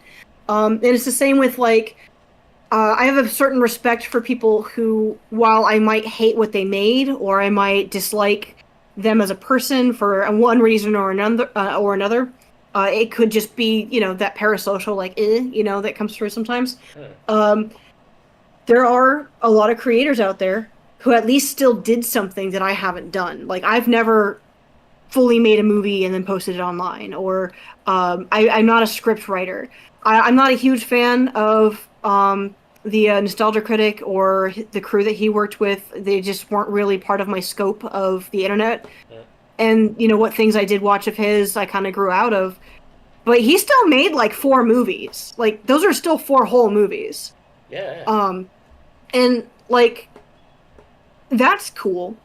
Whether or not they're good is the question, and that comes more to opinion, and then also like what you know about technical stuff, whatever. And I can be a little snooty when it comes to that kind of thing, but the fact is that he still did it. Like they still made the money and spent it to do a thing that would have been difficult to do, and not everybody does. Um, I was talking with Ryan the other day about my disdain for the artist Mr. Brainwash. Mr. Brainwash. He's still yeah. Wait, I thought you were talking Basically, about like Shadman, that guy. No, no. there's no respect for him. He doesn't get it. He's Oh, not okay, allowed. okay. Fair enough. No, no, Fair enough. no. Mr. Brainwash is he's an artist who got his start because he was filming a lot of street artists as part of his own coping mechanism. Like he just always filmed things, and eventually, while he was not making a documentary because he lied to all these people about doing that, he instead learned from what they were doing and decided to try it for himself. But it was kind of without any real rhyme or reason. There wasn't really at first. I can't speak to how he does it now. Um, there wasn't really a full understanding as to like Andy Warhol took this image of this soup can and reproduced it 80 times with different colors, and so that means I can do that too, and I'm going to do it with a dollar store soup brand. Like he just picked a different thing and did the same thing, and so it was mimicry. It was not learning, and but the thing is that like while I don't respect his art at the time, I'm not going to say how I feel about it now because again I've not really looked at his things, and this was 10 years ago that I last really looked at it, and he could be different now. He could have learned, but I didn't respect that he wasn't coming from a place of honesty or with understanding. But he still did it, and he still had a gallery show that was really successful, and that does take work. He was like, there's a lot of criticism to be had about how he did it, but he still put it all together and made a thing, and people came, and it worked for him. Um, so there's that to respect, and that's cool. That's awesome that he tried something and did it. Um, there was a point in my life when I was younger that I would have seen that as being like, yeah, well, that's how you do things. But I mean, the thing that he did still wasn't cool, and therefore it's not cool that this happened. But not a lot of people follow through on the things that they say they're going to do. Like, how Mm. many collaborators meet up online and they're like, yeah, we're gonna make a game together, and we need musicians and stuff, and then somebody falls out. It's constant. People don't follow through, and so when it happens, it's just really interesting to me, Mm. even if it's really, really, really bad, All right, all right. like really bad. Yeah, no, I think I have the same thing like with bad movies and bad comic art. Like Mm. like one bad movie that I kind of really respect was I think Tommy Wiseau's The Room. Oh yeah, Yeah, yeah. He did it. He did the thing. hey, did the thing, and He sure did. honestly, it's like one of the more like well known movies out there. Like especially with like the memeable moments and like Hmm. the like the ass shots and like the and like how convoluted the and like the plot is and how basic Hmm. it's like it's just like it's like he's like despite the fact that he was like like a pain to work with, despite the fact that like he like he was like constantly just like very disrespectful to his staff and actors, like he still managed to essentially just like make this movie and put it out there, and it was like it's something that I can't help but respect the man for. Also, I think Hmm. back when I was a kid, like I kind of had this annoying habit of basically like listening to YouTubers and Hmm. just parroting their opinions without like without like basically saying my own. Like for example, like I know you're not a fan of like a nostalgia critic, but Hmm. there was this person who I used to kind of like watch a lot. His name was like Linkara because he was like he was basically like the comic book version of like nostalgia critic, Yeah, and I'm aware of him. like basically just like I would watch him all the time, and now I don't as much. Um, Hmm. Especially when I found out about like his web comic. Even then, it's like I kind of still respect like the fact that he kind of like he made the Lightbringer, but at the same time, it's Hmm. like when I found out that he also kind of did like a lot of like pornographic stuff, I was like, it's like no disrespect to like pornographic stuff, but it was like it's just like it's it's like it's like how do I explain it? It's just like it's when you see when you're exposed to like or used to like one side of this person, that when you see Hmm. this other side of this person, it's It's like jarring. yeah, it's jarring. And basically he would like rag on and on about like you know Rob Liefeld and how he's not an artist, and honestly now I couldn't disagree more. I feel like Hmm. I Well, feel he got a like bad rap. yeah, he got a bad rap as an artist, as a creative, because one that's like he was very instrumental in the creation of like well Deadpool, which is basically like a Hmm. character that never fails to basically generate millions of dollars at the box office. Not to mention he made Cable, he made like a lot of like say a lot of very popular like characters that were very popular in the '90s, like that are Hmm. still being used today. Not a lot of people basically do that. I think the last like I think the new pop like they're like very few popular like people popular like characters in like the in comics today. Like the only like I think the only characters that are popular that also happen to be new are like say I Hmm. don't know Miles Morales, Kamala Khan, Invincible, maybe America Chavez, probably not, and Captain America. The Sam like a Falcon version. But Hmm. like apart from that, it's like Rob Liefeld was like the only artist in the industry that has managed to essentially make characters that despite being like published, first published in the '90s, are still very very relevant today. Not to Mhm. mention, I feel like he's also kind of like Jack Kirby in a sense, where Jack Kirby is hailed as the king of comic books, but technically speaking, he his anatomy, his perspective, all the fundamentals that he has, they're just off. And like people people praise you know Jack Kirby for his art, and yet they see Rob Liefeld, a person who's very much similar to Jack Kirby artistically, in my opinion, and yet they immediately they meme him like it's like, oh my god, it's like Captain America's chest is too big, or oh my god, you know it's like It's a bit different. I think like because Jack Kirby like he still had some consistency with his foreshortening and fair with a enough. few other things where early Liefeld there were a few things that just it was almost comical, the caricature of these body types he was doing. Um like I'm looking at one right now where he just literally has no pelvis and no chest and it's just two arms together with the head sticking out. And like and that's the thing is that it was a lot of so bad it's good with him and then when it was good it was really good. And the reason why he got a lot of work was aside from the fact that his work does have a certain sense of appeal. Like I like the way that he inks stuff. It feels kind of like somewhere between like Frank Miller and Mobius. Like it's right in there. It's kind of interesting and cool. It's dynamic. It's interesting. Um, but he was also just really nice. Yeah, yeah. Apparently, he was just a really easy dude to work with. And I've heard from through the a variety of grapevines that he was just like cool to work with, nice to talk to, and got his work done on time, so he would just keep getting work because of this. But when you keep working on something for a long time, there's kind of nowhere to go but up. Hmm. And if you look at his work now, like there's a lot of differences. Hmm. He's way different. You can still see some of that old like struggle, like he still has trouble with feet, but you know, it's good. It's great. Yeah. I don't know, I but think. I think he got too much of a rap. Yeah. Also, I feel like I don't know. Do you know Eric Larson? Let me look. I'm so bad with names. Because like at first, like I kind of liked his Spider-Man stuff, but then I saw Savage Dragon now and how porny it got, and how like very like how very goonery it became, Uh-oh.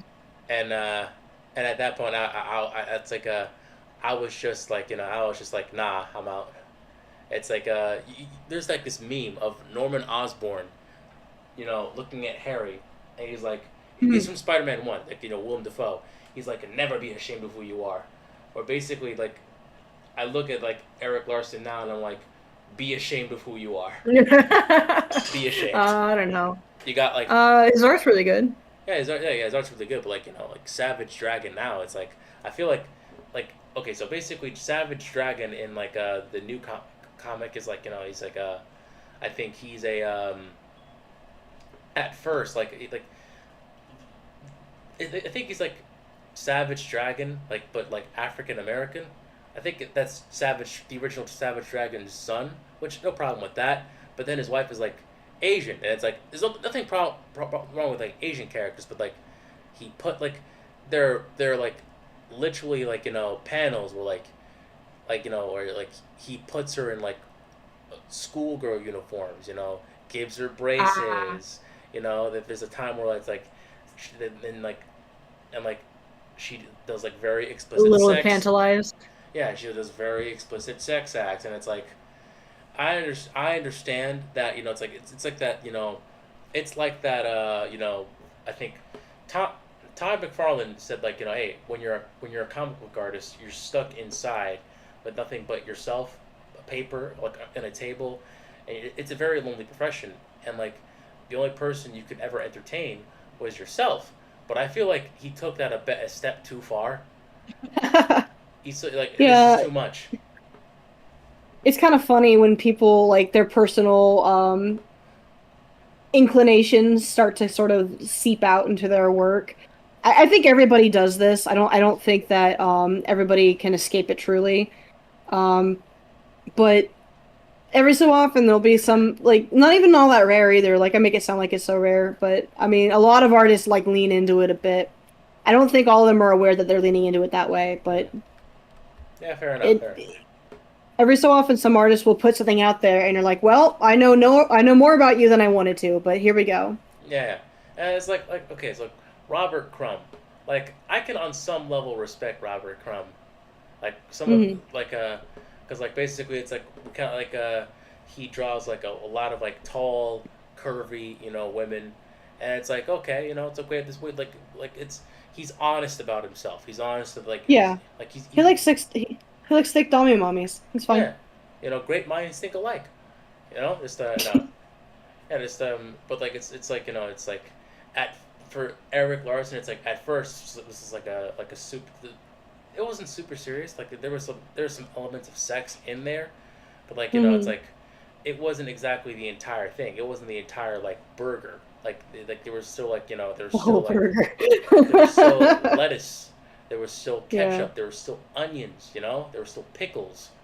Now it's just pickles in a bun. Nothing but pickles as far as the eye can see. You know? Yeah, yeah, I totally got it. Yeah.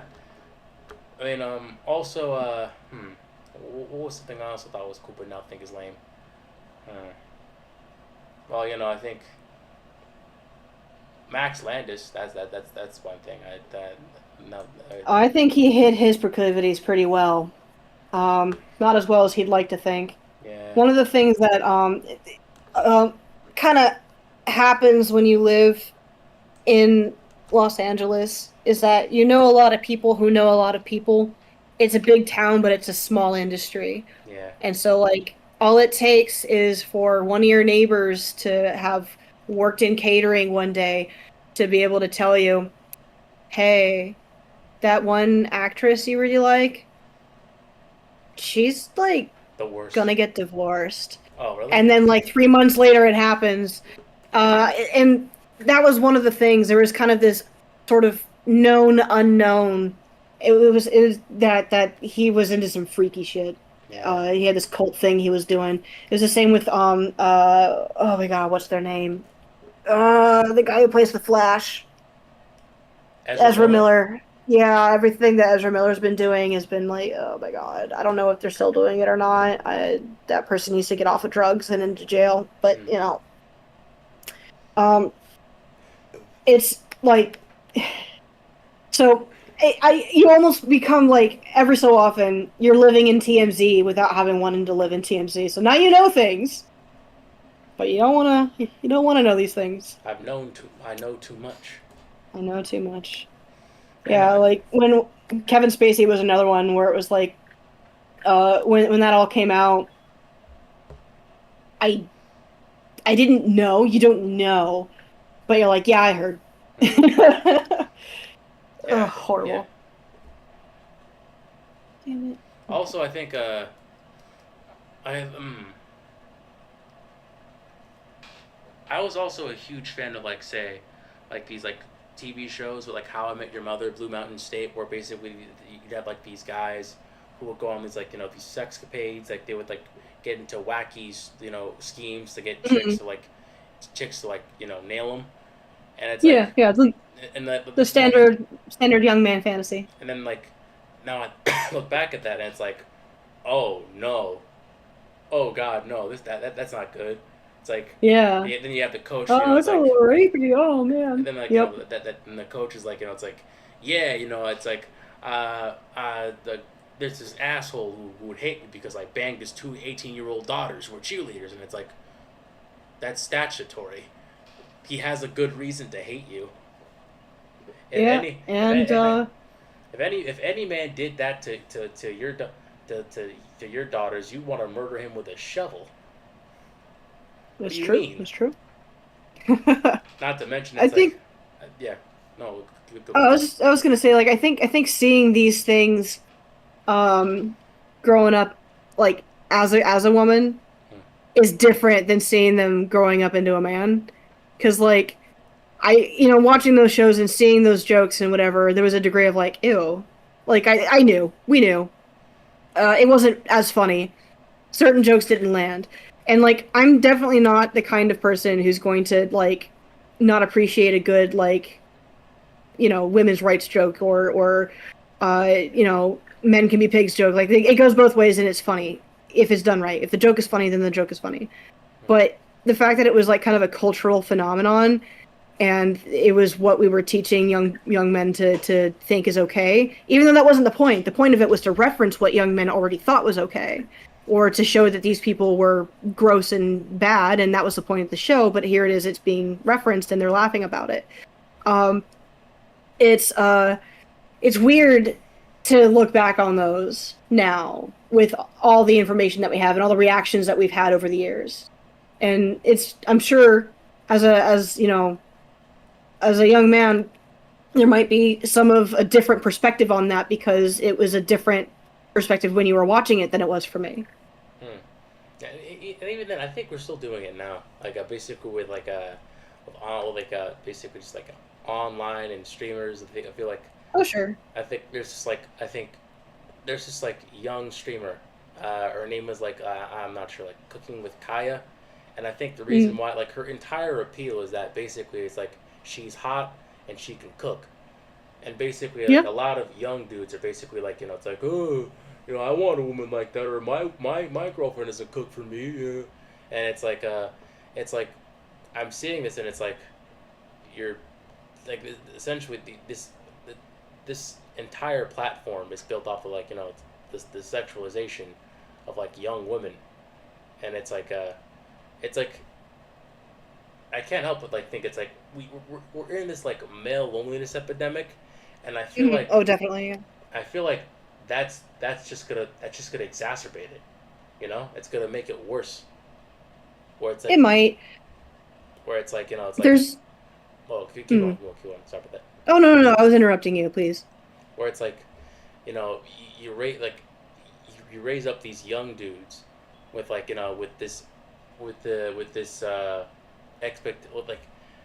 with these specific influencers and streamers with specific content that's very like that's very like into sexualization, and like that might essentially bleed into how they might interact with people, and that might not be like that might like kind of like not end up in like a that might end up in like a future where like the rift between like young boys and young women might like just exponentially just like get worse, and the like and the men are trash, or like women are this, that, and the third, or might like Mm. become I think just this it might be just given like this giant Zenkai boost. Um, I don't know, man. Like, I don't think I agree that it's being run essentially on the sexualization of girls because there's plenty of other stuff going on the platform that are not that, and they're doing great. Oh, okay, okay. Obviously, that's a factor. It absolutely is a factor. I'm not going to sit here and pretend like it's not. That would be disingenuous. Hmm. And there's definitely, along with this growing trend of kind of some degree of traditionalism cropping back up. There's a lot of, and I'm not going to speak to how popular this is or isn't because I don't know what the statistics are on this. It could be a minority, and it could just be what I keep coming across. But I think the fact that I'm coming across this and it's not part of my typical algorithm, it says something. But there's this trend for more dudes want a traditional like stay-at-home wife sort of relationship with somebody who could then also then take care of the house and do X, Y, or Z. And there's a and because I think part of that comes from the idea that a lot of men have this want or need or instinct to be providers, and that was the balance that we knew for a fact kind of worked. And there's definitely a growing trend of women who believe in the same thing, and there's a growing trend of women who are pretending to believe in the same thing because they don't want to have to go to get a job. Uh, so this whole trad wife thing is definitely popping up at an interesting time, with the growing, issue. And I hope it's not growing. I hope it's actually starting to cut back. I don't know what the information on the male loneliness thing is like right now. It's not something I've been looking into recently, but it's definitely a thing. I've watched it happen in front of me more than once, But I think ultimately what's going to end up happening is because a lot of this ends up being something touted as something as being a reaction to like the growing anti-trad stuff, feminism, whatever, is that we're going to eventually find a balance. Like, women are going to start to feel like it's okay to just go ahead and be a stay-at-home mom if that's what they want to do, because that was the whole point of feminism, was do what you want to do, and if it's this, it's great. If it's getting a job, it's great. You should be allowed to do those things. But everything works in extremes, right? That's just the pendulum swings culturally into massive directions. And so the very people who popularized the movement went in an exact opposite direction. We're like, no, women who do this should be shamed out of it. You're free now, don't you understand? You don't have to be a parent. You don't have to do whatever. But like that so people are going to react to that, right?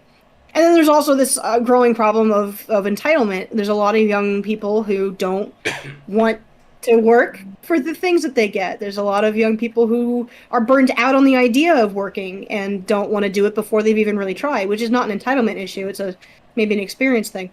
And this is all speculative on my part. So like, I'm totally open for somebody smarter than me to hop in and say like, well, actually, here's where it's at. But these are based off of my observations living in the cave that I do. And I don't know. I think that the problem is that the truth of life is somewhere in the middle, and there's too many people who aren't willing to look at the middle because it seems like it's moving to the other side, and that's a big change. When truthfully, it's just having a little bit of empathy for what's happening to those around you. And if it's not hurting anybody, then what's the problem? If it's not bad, then it's not bad. Fair enough. Okay. All right. I think last question. Okay, so how have your failures shaped your life and career? Oh, that is an excellent question. I think that's my favorite question you've asked. Nice. So, your failures all have to shape you. You need to let them shape you. They're so important. Mistakes they have a bad rap. And I have a hard time really looking back at the things that didn't work out the way I wanted them to. I have a hard time looking back at them as mistakes. So when you're, just to keep things relevant here, when you're doing a drawing and you do something and it doesn't look right, or you don't like how the arm turned out, or the hand is wrong, or whatever, you now have the eyes to see that. You see what went wrong, and you know what to work on to change that, so that later in life or later in your art career, you don't make the same mistake. Or if you do make the same mistake, you know how to handle it much more easily, right? Life is a learning experience. Life is a never-ending span of learning experiences. And so I think, even though it's hard to do so in the moment when something bad happens and a mistake happens and you're in an argument and you yell at your mom, or you have an argument with your partner or something, it feels really awful. And I'm not saying that you should just deal with that and be like, well, I learned from it. But what it comes to is that you have to meditate on these things. So for one thing, I've learned to be a lot more patient and forgiving with myself. And that's a huge thing. I used to be so insecure. And I still am to a lot of a degree, but I have a better handle on keeping that voice in check because it's wrong. and that's been very good. Learning how to hear the voice that's telling me all the things that I'm doing that aren't working, or, all the feelings I'm having that are negative and why I'm feeling them. I've learned to analyze them, to listen to them, and to respectfully critique them. So I've been able to turn it off in a sense. And that's not what I wanted. Hang on one second, I'm losing track of what layer I'm on. Okay, so as an example, I never really loved my work, but every so often I would look at it and go, you know what, that works. And I started at some point over the last few years deciding, like, okay, I like this feeling when I look at my stuff and I think, man, I like that. That's really good. How do I keep that going? Because that is a positive influence on my ability to stay artistic. It's a motivator. And so part of what drove that was then my, how do I only draw the stuff that I want to draw? I stopped taking on work for other people. How about that? Let's try that. And I make more time at least to do the stuff I want to do, and that really helps because I still had to take on work from other people because it was my job. But forgiveness is a really difficult thing to apply to yourself. You can forgive, your best friend for slipping up and calling you a slur or something, and you can talk it out and be cool about it and mature, have that conversation. But then go right back around again and call yourself that because you're mad in your own home, in your own house, in your own brain. Like, that's so violating, right? To have these negative feelings control you, but you're allowed to forgive other people. You are not the exception to your own thoughts. You're not the exception to your own morality. So I've been able to kind of take those ideas. I gotta move this arm over.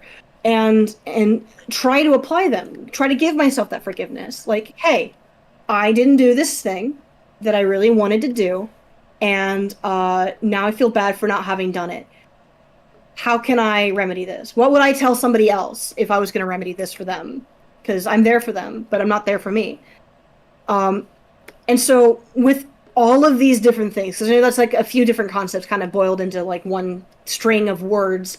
I can look at my work now, and like when I say I like it and I love it, it's genuine. Like I love my art. And it's because I've been able to step back and find the things that I like about it. My art is an amalgamation of all the things that I like. Why shouldn't I like it? I love goofy, fun expressions. I'm gonna put that in there.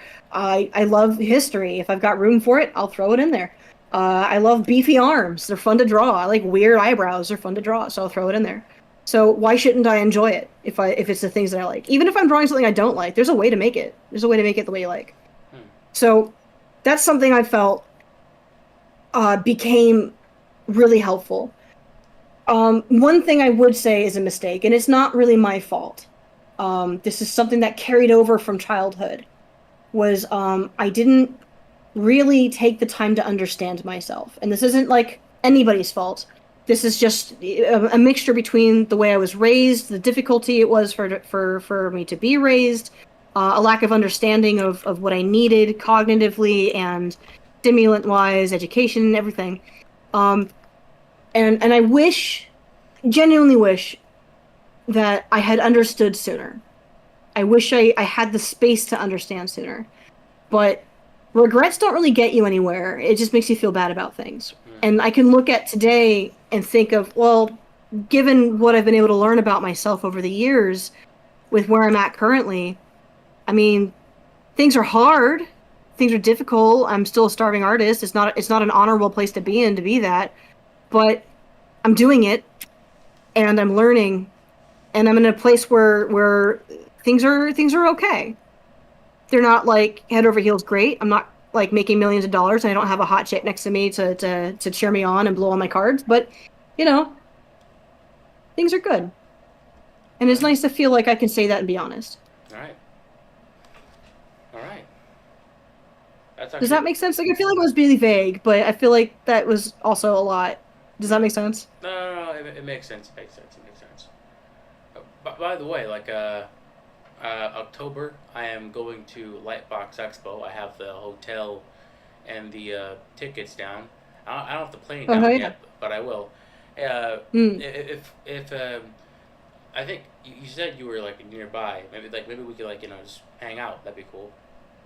Yeah, we can get lunch or something. Yeah, that'd be nice. That'd be nice. Okay. For sure.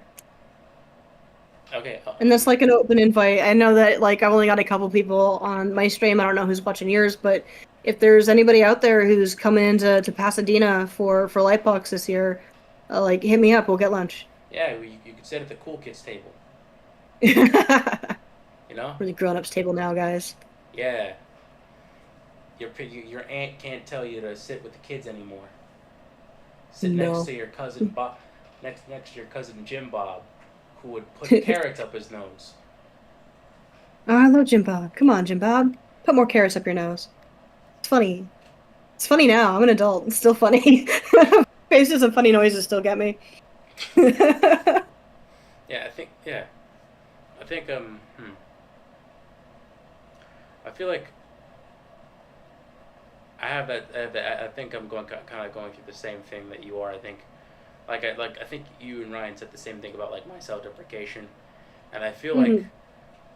I'm still in a place where I'm very insecure about myself, Hmm. especially like especially around like like around people, like I think mostly around like women, and sometimes Hmm. or like I think I think one time I went to the art students league. I went back and Hmm. I saw like an old high school teacher, Mr. Weinstein. Now the the last name I have to say is very unfortunate, Sure, sure. very unfortunate. I had a But teacher whose last name was Bush, so I mean, I think you're okay. They're all bad. imagine if you knew a person whose last name was Hitler I and they had to deal with that. knew It's like somebody whose last name was Adloff, and that was bad enough for her. It sucked because like she was a cool person, but she would still get made fun of because Adloff was close enough. to Adolf. Yeah, which is a shame. Didn't make any sense for her either. It's like it's like, hey, what's your name? It's like Adolf. Close enough. How's it going? Not no. Yeah, no. But basically, I, I went there for life painting. I wanted to get better at painting, uh, Hmm. and basically, there were like kids there who went to the high school that I went to, and they were like Hmm. very young. Like I think it's kind of funny. I met one guy and I told him my age, and he was like, "God damn, you're old." And it's like, I'm not old. I'm 25, motherfucker. It's like I'm not Yep. like when I'm like 45 and have two kids, then I will gladly accept that title. Like I'm old. I'm like it's like I like it's like if I'm 45, I got two kids, I own property. Fuck it, I'm old as shit. I understand, but like also like he was also like very funny. Like it's like he talked about like, oh Mm. wow, it's like you're Gen Z. Wow, they really wanted to Mm. fuck up your life, huh? And it's like I couldn't help but just burst out laughing. But like at the Mm. same time, it's like it's like when you're dealing with like younger kids, it's like you don't want to like come off as like as a bit creepy, because I was like I've been around because I've had some stuff. I've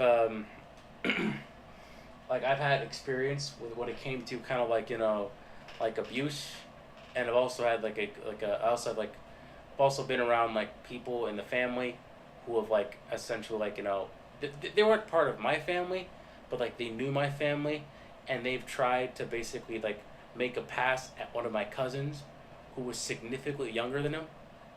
Gross. And it's like I don't want to I don't want to like I don't want to be that person, but in my efforts of not trying to be that person, I Hmm. still can be a bit off-putting. I'm kind of like Frank. Well, I'm kind of like Frank from Sunny Philadelphia, where it's like it's like how do we show that we don't diddle kids? And basically, it's well, like there's a diddling really kids is no good. It's no good, and then it's like it's just the more you there's try to not be to not be like to not be mm, like you know off-putting to people. mm, It's like it's kind of like the backwards law. It's frustrating, but there's a really simple, and I say simple, I'm not saying easy, but there's a really simple way to remedy that. And that's to try not to put it on such a pedestal. Dude, if you're not a predator, you're not a predator. You're not going to come off as one. And anybody who thinks that you are, that starts to become their thing, right? So like just be cool, right? So this guy is making jokes and he's laughing, and they're jokes that you can laugh at because you find them funny. There you go. The more you try not to do something, the more likely it'll feel like you're doing it, even if you're not, yeah. because it starts to become an insecurity rather than being just like, oh, I don't want to step on this lava. Don't look down. Don't look down. Oopsies, I looked down. Right? So, uh, I don't know. Like if you can just through this entire conversation that we've been having right here, you said earlier that you're scared of women, but you've been talking to one this whole time and you've been Nice. chill, right? Like, so it's not really any different, Um, Okay. you're you just be cool and you're capable of it. So it's just a matter of trying to find some way to get yourself to not think about these things. I'm gonna ask you something, Yeah. and you don't have to answer. Obviously, nothing I ever ask you have to answer. All right. All right. But like, how are you dealing with these insecurities? Like, because I get the feeling that you know that they're not really helping you, but that's what these things do is that they trick you into thinking that they are, which is how they establish themselves. Hmm. But like, how are you fighting those off? Well, I think I'm. I I made a one. Like I think recently I made an effort, but it was like months ago, so it's not recent. But it's recent in a sense. It's recent from a certain point Mm, of view, but basically like I told Ryan this already, but I went to a dance hall with me and with my cousins and my sister, and essentially like nice. like I would essentially kind of like make an effort to dance with as many women as possible. I would essentially kind of like walk up to them. Like one thing I would do is I'd take a deep breath. Then I'd count my steps, like 1, 2, 3, 4, until I was next to the person who I wanted to dance with, and then I'd ask them. And to my surprise, the very few of them said no. And Mm, basically, like my cousins, like they saw that and they were like, they congratulated me. It's like, oh my god! It's like I think I have a little cousin. Her name is mm, Kardashian, and she said like mm. normally I kind of expected you to be like to like hold us back a little bit because you're like a stick in the mud when it comes to these things. But like here, Oh, like rude. I mean, she's blunt. She's blunt, but Sure, she's sure. family. And No, but I mean, blood's fine. I know it's family too. It's a little bit different, but like, I mean, look, that's the thing though, right? Like, you took a moment to try to be confident, and it worked, right? Confidence is a skill. It's a yeah, really difficult skill to learn because there's more than one thing going on, and it has to change from moment to moment. The thing that gets you a dance is not necessarily the same thing that gets you a phone number, right? yeah, Or that art gig or whatever. But they're related. It's all taking a risk.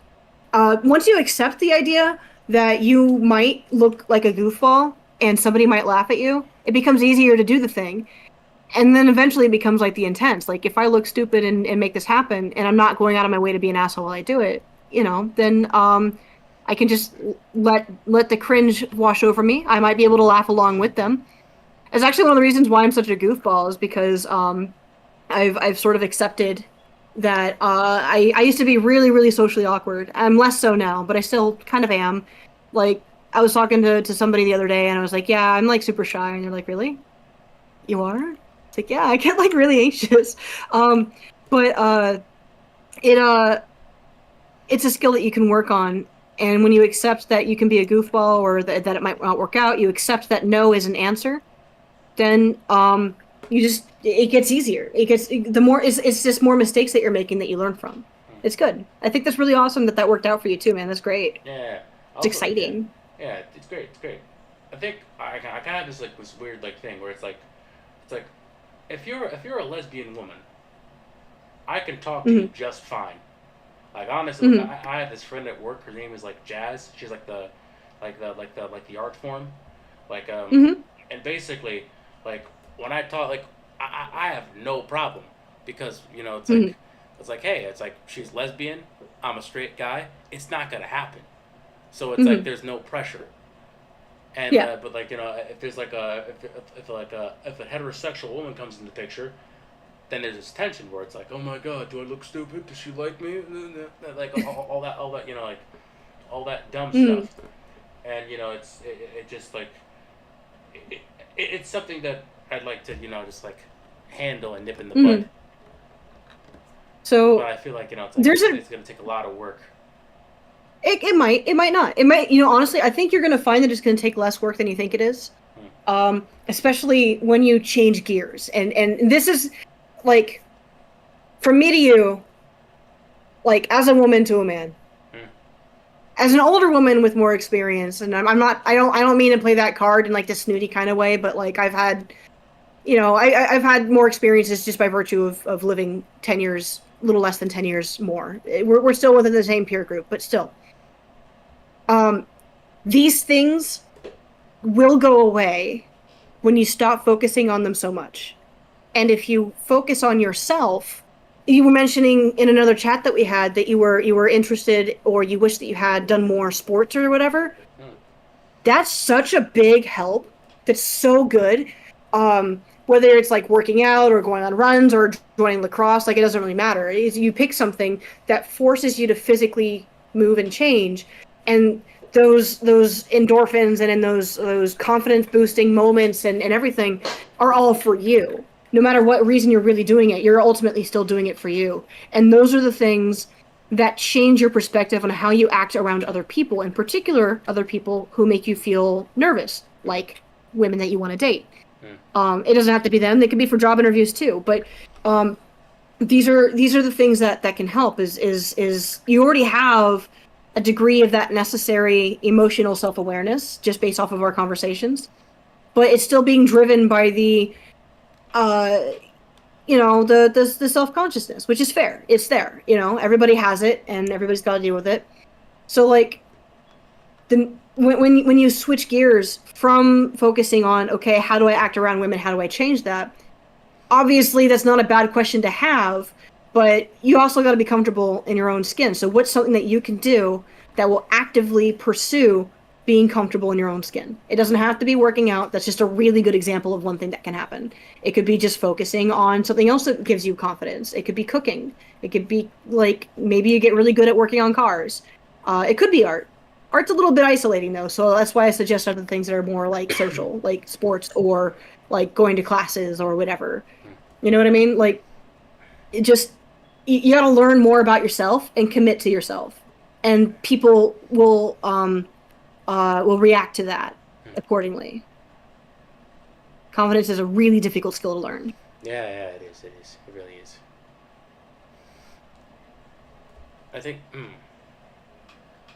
Also, like industry-wise, like, have you been to any like conventions before?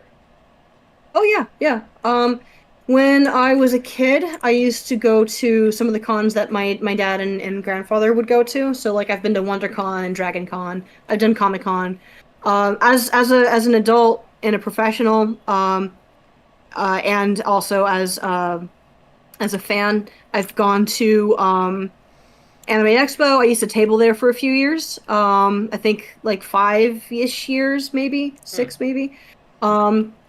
I've done what's really a small convention. This really lovely little intimate convention in San Fernando, which is within the area of the valley that's next to Pasadena. It's closer to it's hard to explain where it is exactly without getting into like maps, but it's near Los Angeles. It's the valley.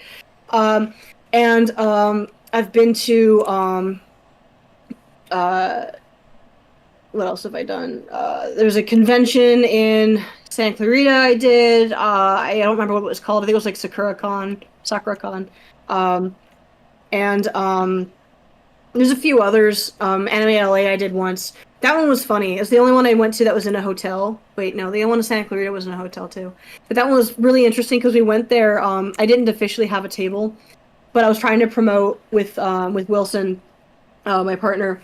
We were trying to promote Animal Lover while we were there, and you get some fun interactions from geeks when they're looking at stuff that you made. Most of the time it's all very wholesome and good, and they're like, oh man, I'll check this out, and you're like, oh, thank you. Or they'll be like, oh, this is really cool that you did this, but it's not my thing. And we'll be like, oh, that's okay, cool, what is your thing? We'll chat. It's just all very normal. I had this one lady come up to us, and she was like, is this a game about men? And I was like, yeah, it's kind of like the Princess and the Frog, but different. And she's like, cool, are they cartoons? And I said, yes, clearly.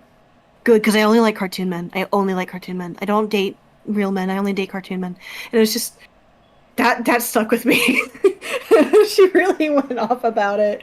Oh man, It's kind it of was like very that. funny. It's kind of like that. It's kind of like that meme where it's like, it's like, oh, I only like 2D women, but it's like just reversed. Oh yeah, there's a lot of that too with women. I'm not saying that like women as a whole have a problem with people who like cartoon men, but there's a lot of women who do have a problem with cartoon men. Some of them are good, you know, some of them are fine. Some of them are just like your typical nerds, and they know how cringe they're being, and they think it's funny, and I respect that.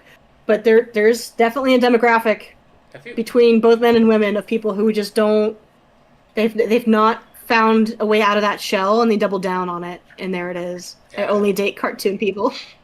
it's I'm kind in of love with the like. car. I feel like it's more. It's like I feel like at this point it's kind of I think more like I don't know. I don't want to say normalized, but at the same time it's like you hear a lot of stuff about like basically like girls on like on like TikTok and like how they have these like reels where essentially it's like it's like they have they compare men in real life, Mm, and then essentially they have a very very handsome sexy guy, and it's basically just like it's men but in fiction, and mm, it's just mm. like at this point it's like I look at that and it's like, wow, have we gooned too close to the sun? Like, have we just?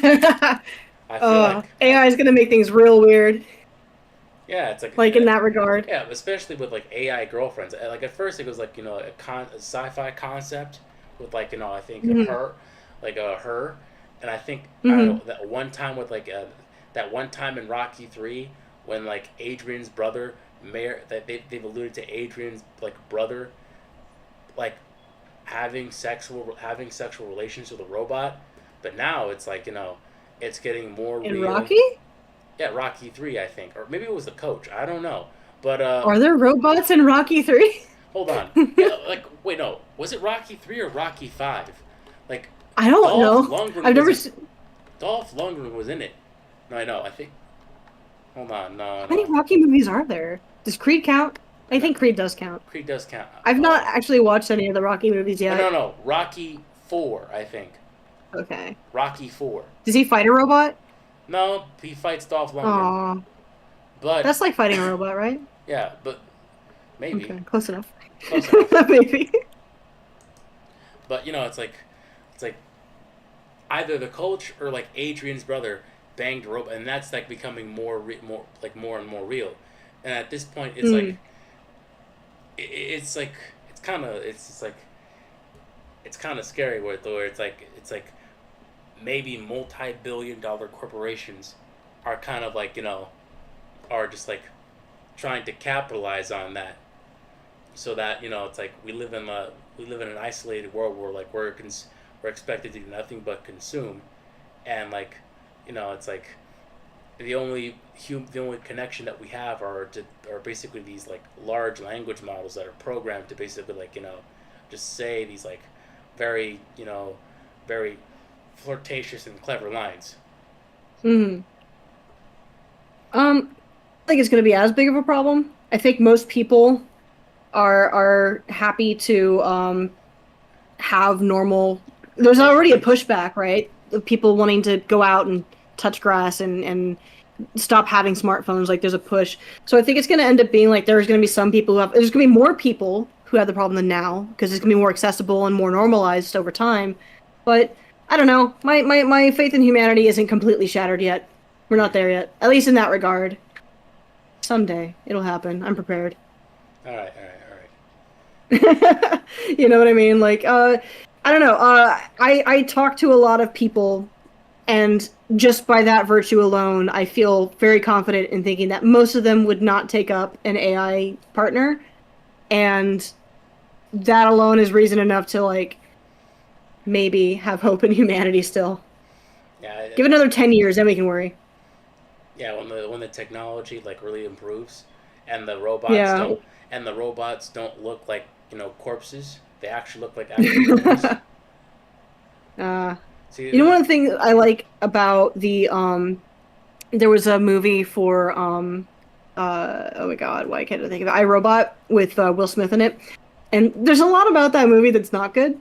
But one of the things I liked is that the robots weren't allowed to look too human, so they had this sort of like iMac sort of clear plastic thing going on. Yeah, I, I think ultimately we're gonna need to put something like that into place, just so that way it's clean and clear, who's yeah, who, what's what. yeah. And that But I way, don't know. yeah, and that would like we don't like we don't like we don't try to like like bang one of them. But at the same time, it's like there's always gonna be like one guy who's like, I can make it sexier. I can like I can. Oh yeah. It's like I feel like I'm afraid of like these robots because like it's like if those things become a reality, then we're extinct. It's like at this point, why deal with like the a complex human being with flaws when you could just get a robot version of like Brad Pitt or or Bryce Dallas Howard or what's her face? I forgot. She was like Natalie Portman's friend in Thor. She was like in Two Broke Girls. Kat Dennings. Oh, Zoe Deschanel. I was gonna say Zoe Deschanel. I have no idea. Kat Dennings. Um, hmm. And like it's like what and then you just bang that for the rest of your life. And at that point, it might get so popular that essentially it's like our population is going to slowly dwindle and dwindle and dwindle, Hmm. and the robots win. And that's the The slow and steady wins the race. Yeah, and you know that what? That's if that's how we go, fine. We let it happen. that's the robot uprising, bro. That's how they're The gonna most win. boring version of it. They're just gonna bone us to extinction, bro. That's scary, cause it works. uh, well, on that note, I missed a call from my mom, Yeah, yeah. so I'm gonna go and talk to her because I gotta make sure everything's cool. She could be calling me back. It could be something else. I don't want to check in. All right, all right. Um, this has been a really fun conversation. I appreciate the questions. I think they were good. Hey, no problem, no problem. Yeah. I need some structure because like when in Ryan's like in my conversation with Ryan, I kept on like tripping over myself and pausing. I think you did fine. Yeah, thank you. All right. Of course. Well, ciao, everybody. All I right, think that's my cue. I've been almost 5 hours working on this same stupid panel. God damn it. Okay. All right. Goodbye, everybody. all right. Good night. Don't forget to like, comment, subscribe. Good night. All those good things. Ring that bell. Bye. Bye bye.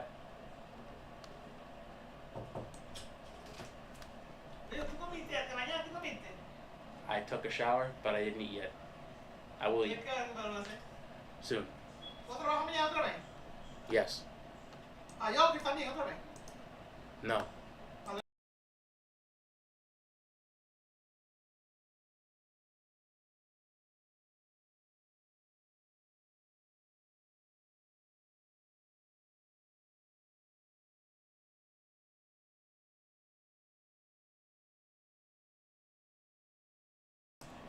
Sorry about that. That was my mom. She wanted to check if I ate, which makes sense because I have been in here for a while. This has been my talk with GrossGiirl with a special guest surprise appearance from my mom. I hope you enjoyed it. I'm going to eat something. I shall be back with daily streams